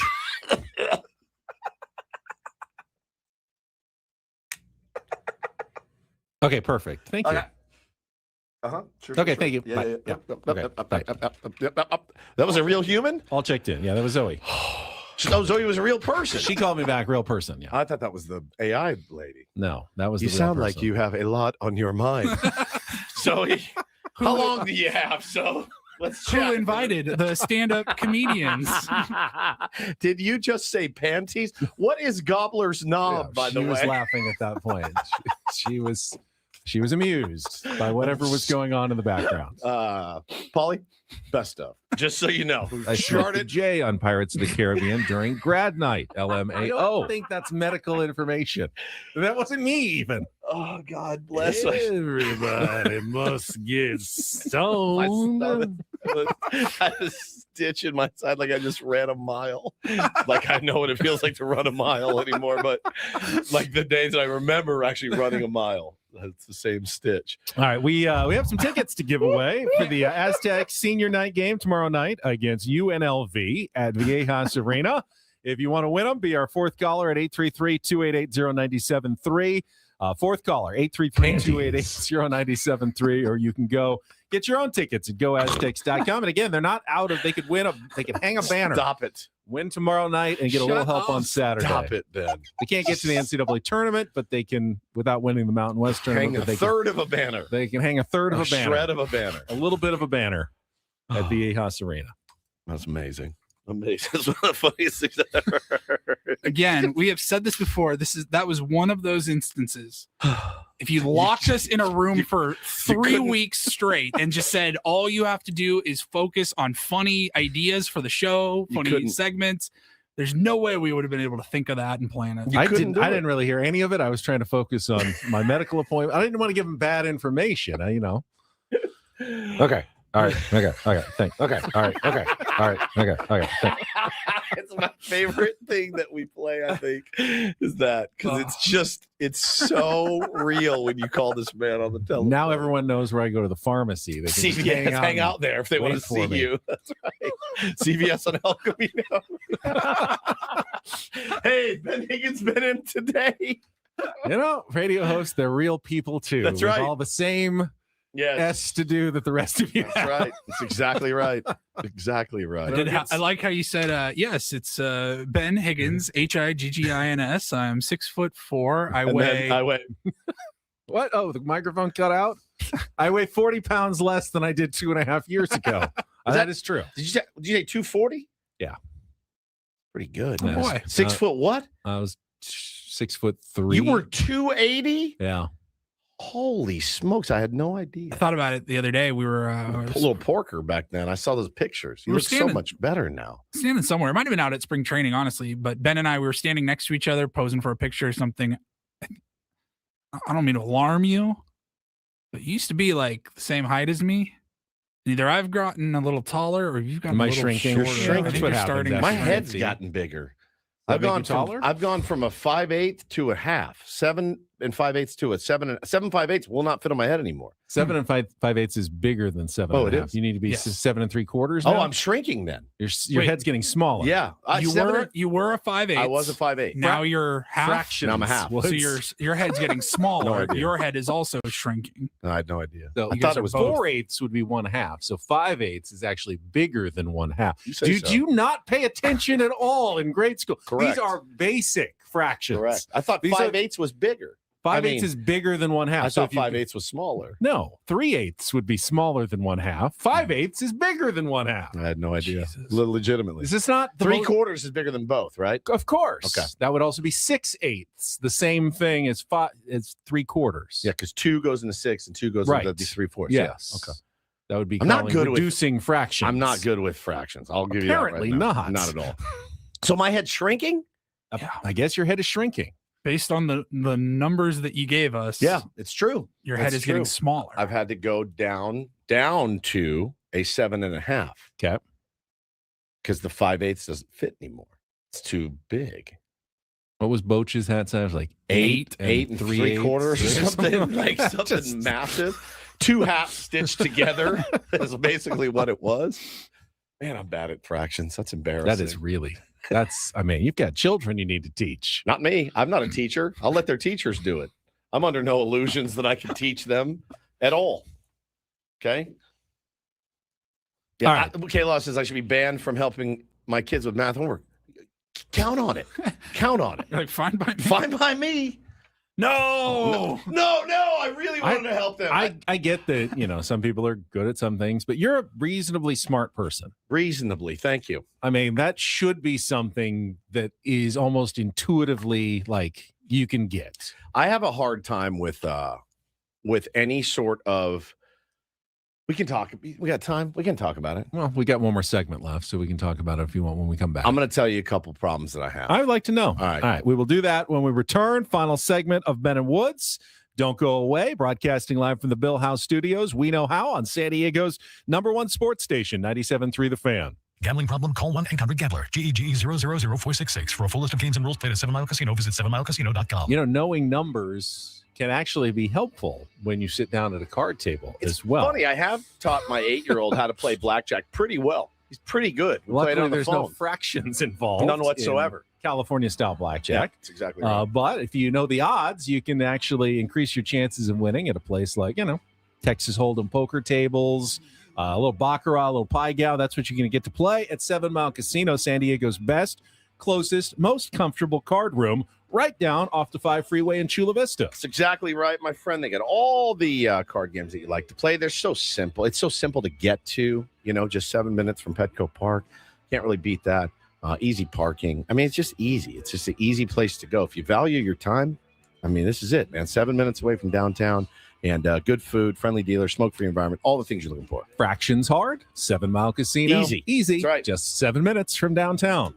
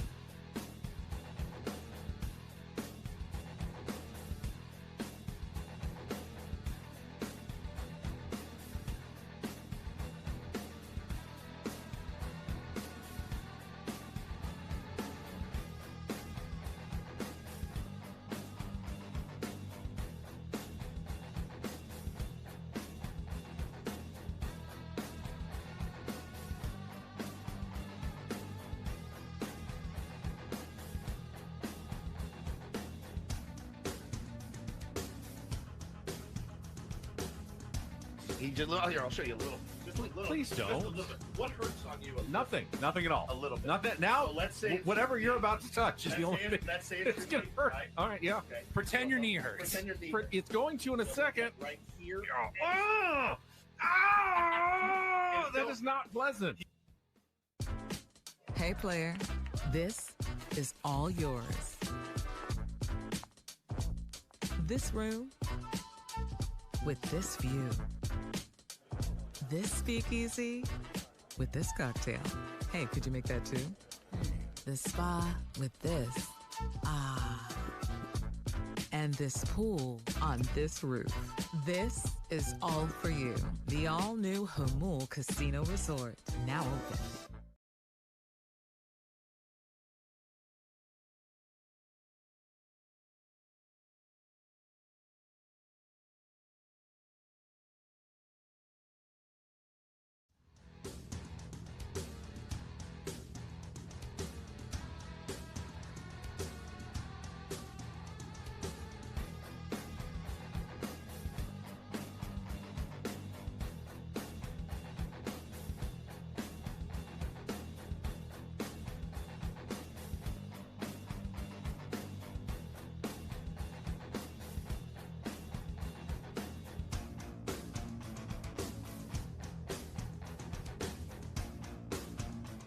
Problems. I would love to hear all of your problems. Obviously, fractions are one of them. Not great with numbers. Not a big numbers guy. Unless it's ratings. I'm pretty good at getting ratings. But other than that, numbers elude me. They really do. Can we trust you with the baseball card thing? Do you know if you're making money or not? Well, I know I'm in. Well, listen. I know that I've made some money on eBay, but it has not equal to what I've spent. That's for sure. Don't know that they will ever. You're come. in the red. Yeah. The red's the bad one. That's the bad As one. any collector almost As most is, collectors are, right? So again, no big deal. It's a new passion project of Paulie and mine. So I'm really, you know what I'm the worst at though, is like milliliters and cc's and things like that. So I take HCG now, me, Jerks and Profar. Take HCG because we're trying to have another child. So I have to get my fertility up.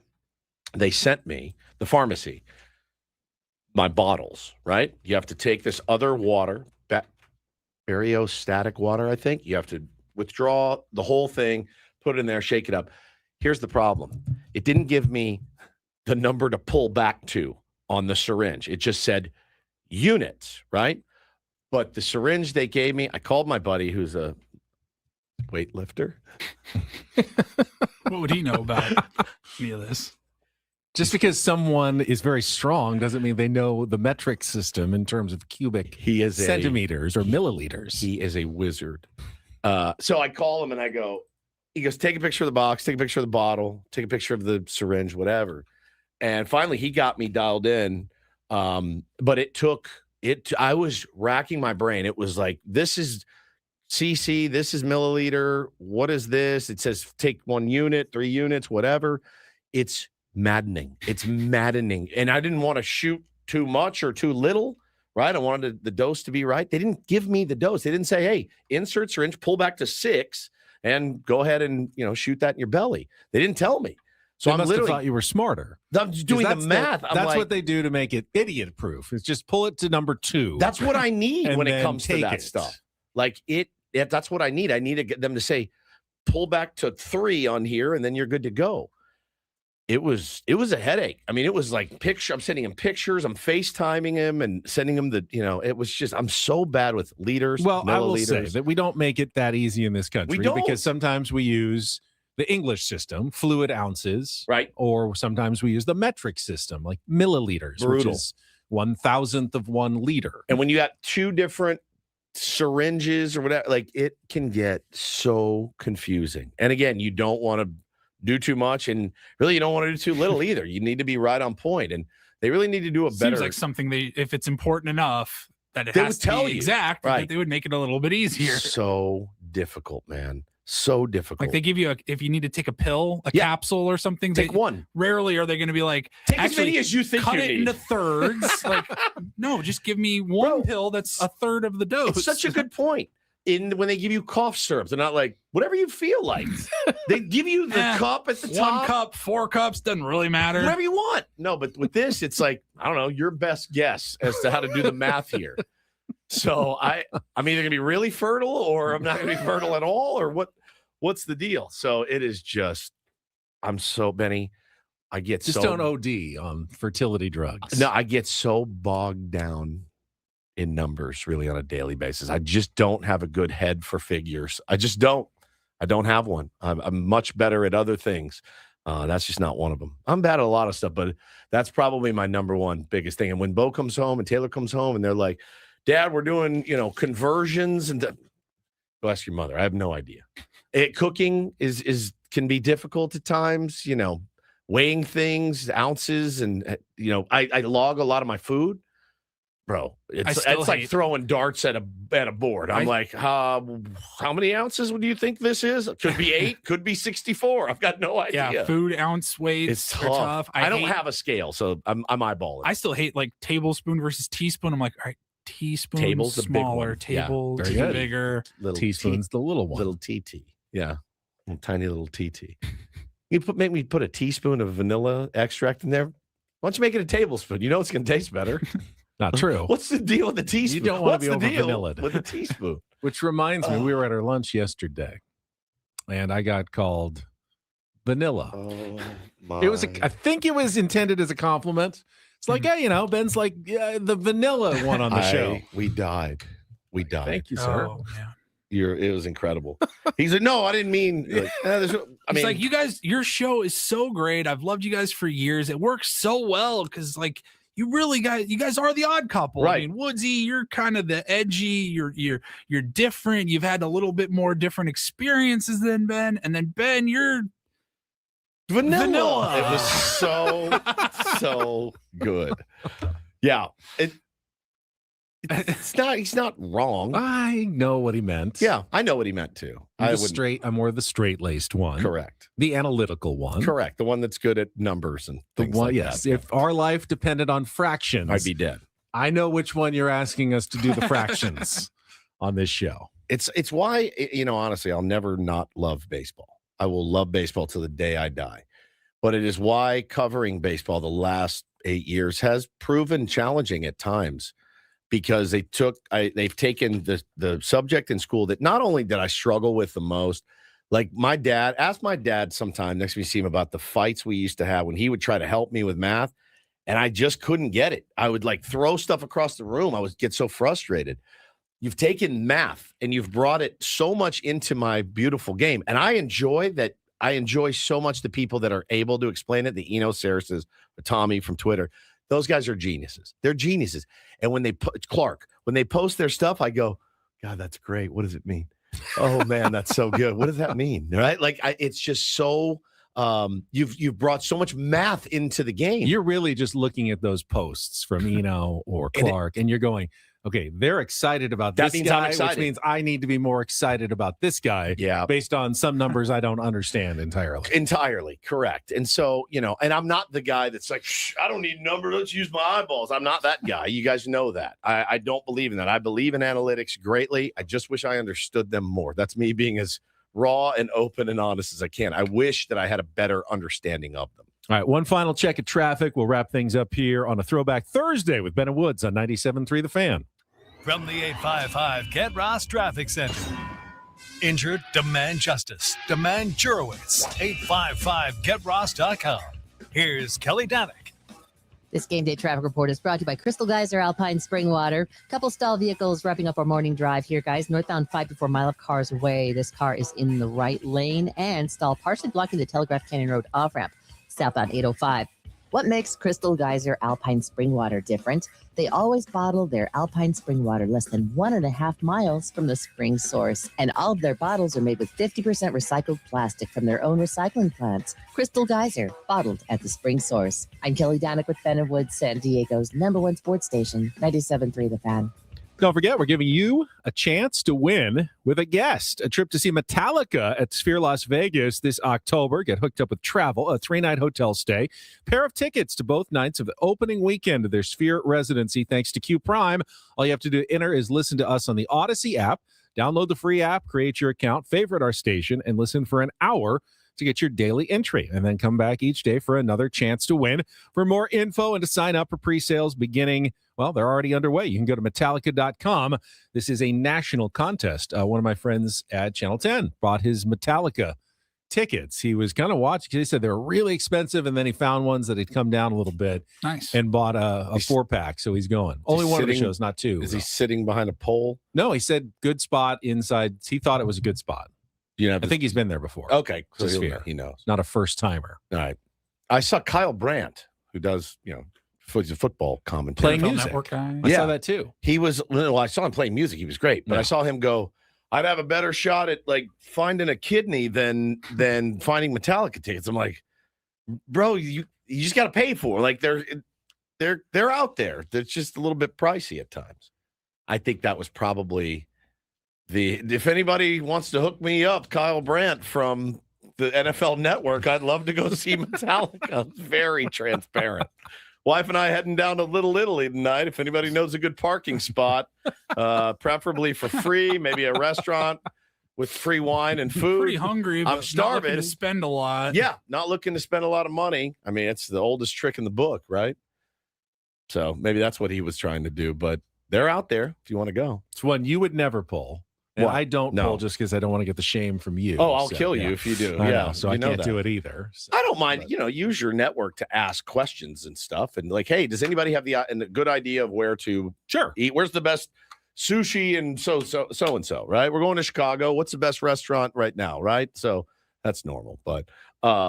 But yeah, Kyle Brandt but your buddy got tickets, no problem. He did. Yeah. I was surprised because he was pretty hopeless a couple days ago. Is he fired up? He was looking, at 4 figures per ticket. Yeah. Who's going to pay for that? You get at least 2 people. That's a ton of money. And then he found some for just a few hundred, I think, and was able to get in. I'm gonna tell everybody again. Did he get? Because it's the Sphere, right? Yeah. So they're doing the 2 shows. Yeah, he's not. He said I can't do both shows. I had to pick one or the other. Okay. So you only get to hear half. I'm gonna tell you Metallica again, songs. dude. Listen, I know that.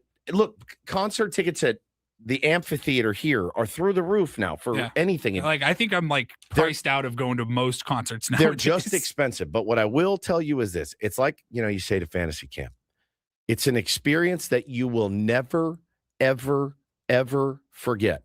And we've had a lot of great experiences, but when you go and like I told you, I spent a really good amount on it. I would have paid double because it was that good. So if it's worth it to you and you're a huge Metallica fan, you got to go. I'm making no money off of that, by the way. Like that's just me telling you, I've been in the Sphere twice. It's incredible. Keeping it real says Mason Miller coming into Inner Sandman would be epic. So other than Hell's Bells, you can't do Inner Sandman. Well, Rob Nen used to use that one. He did from the San Francisco Giants as his walk-in song. That just seems so lame.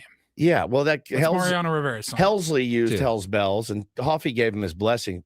I thought it was lame, but I understand. It also helped him. It was Smoke on the Water. It was Mariano who used Sandman. Yeah, that's right. You can't copy someone else's. So when Helsley did it, we asked Hoffy about it. He's like, I what do I care? I'm not the closer anymore. He's like, it's not my game anymore. And his last name is Helsley, so it makes sense a little bit. Yeah, and it's it's obviously an elite. But you kind of have to get your own. You want to have your own signature. I think, Ben, walk-in song.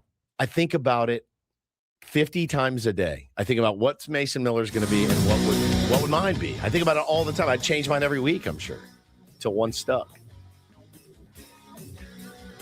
Hey, enjoy the thank you. Medical appointment and employee appreciation luncheon. Yep, and anchoring on Channel 10 and getting your makeup and getting my makeup at the mall. Enjoy. All right, we will be back for the Friday edition of Ben and Woods tomorrow morning at 6 a.m. Braden's coming up next for Paulie for Woods. I'm Ben Higgins. Have a great rest of your Thursday from all of us here at 97.3 The Fan. So long.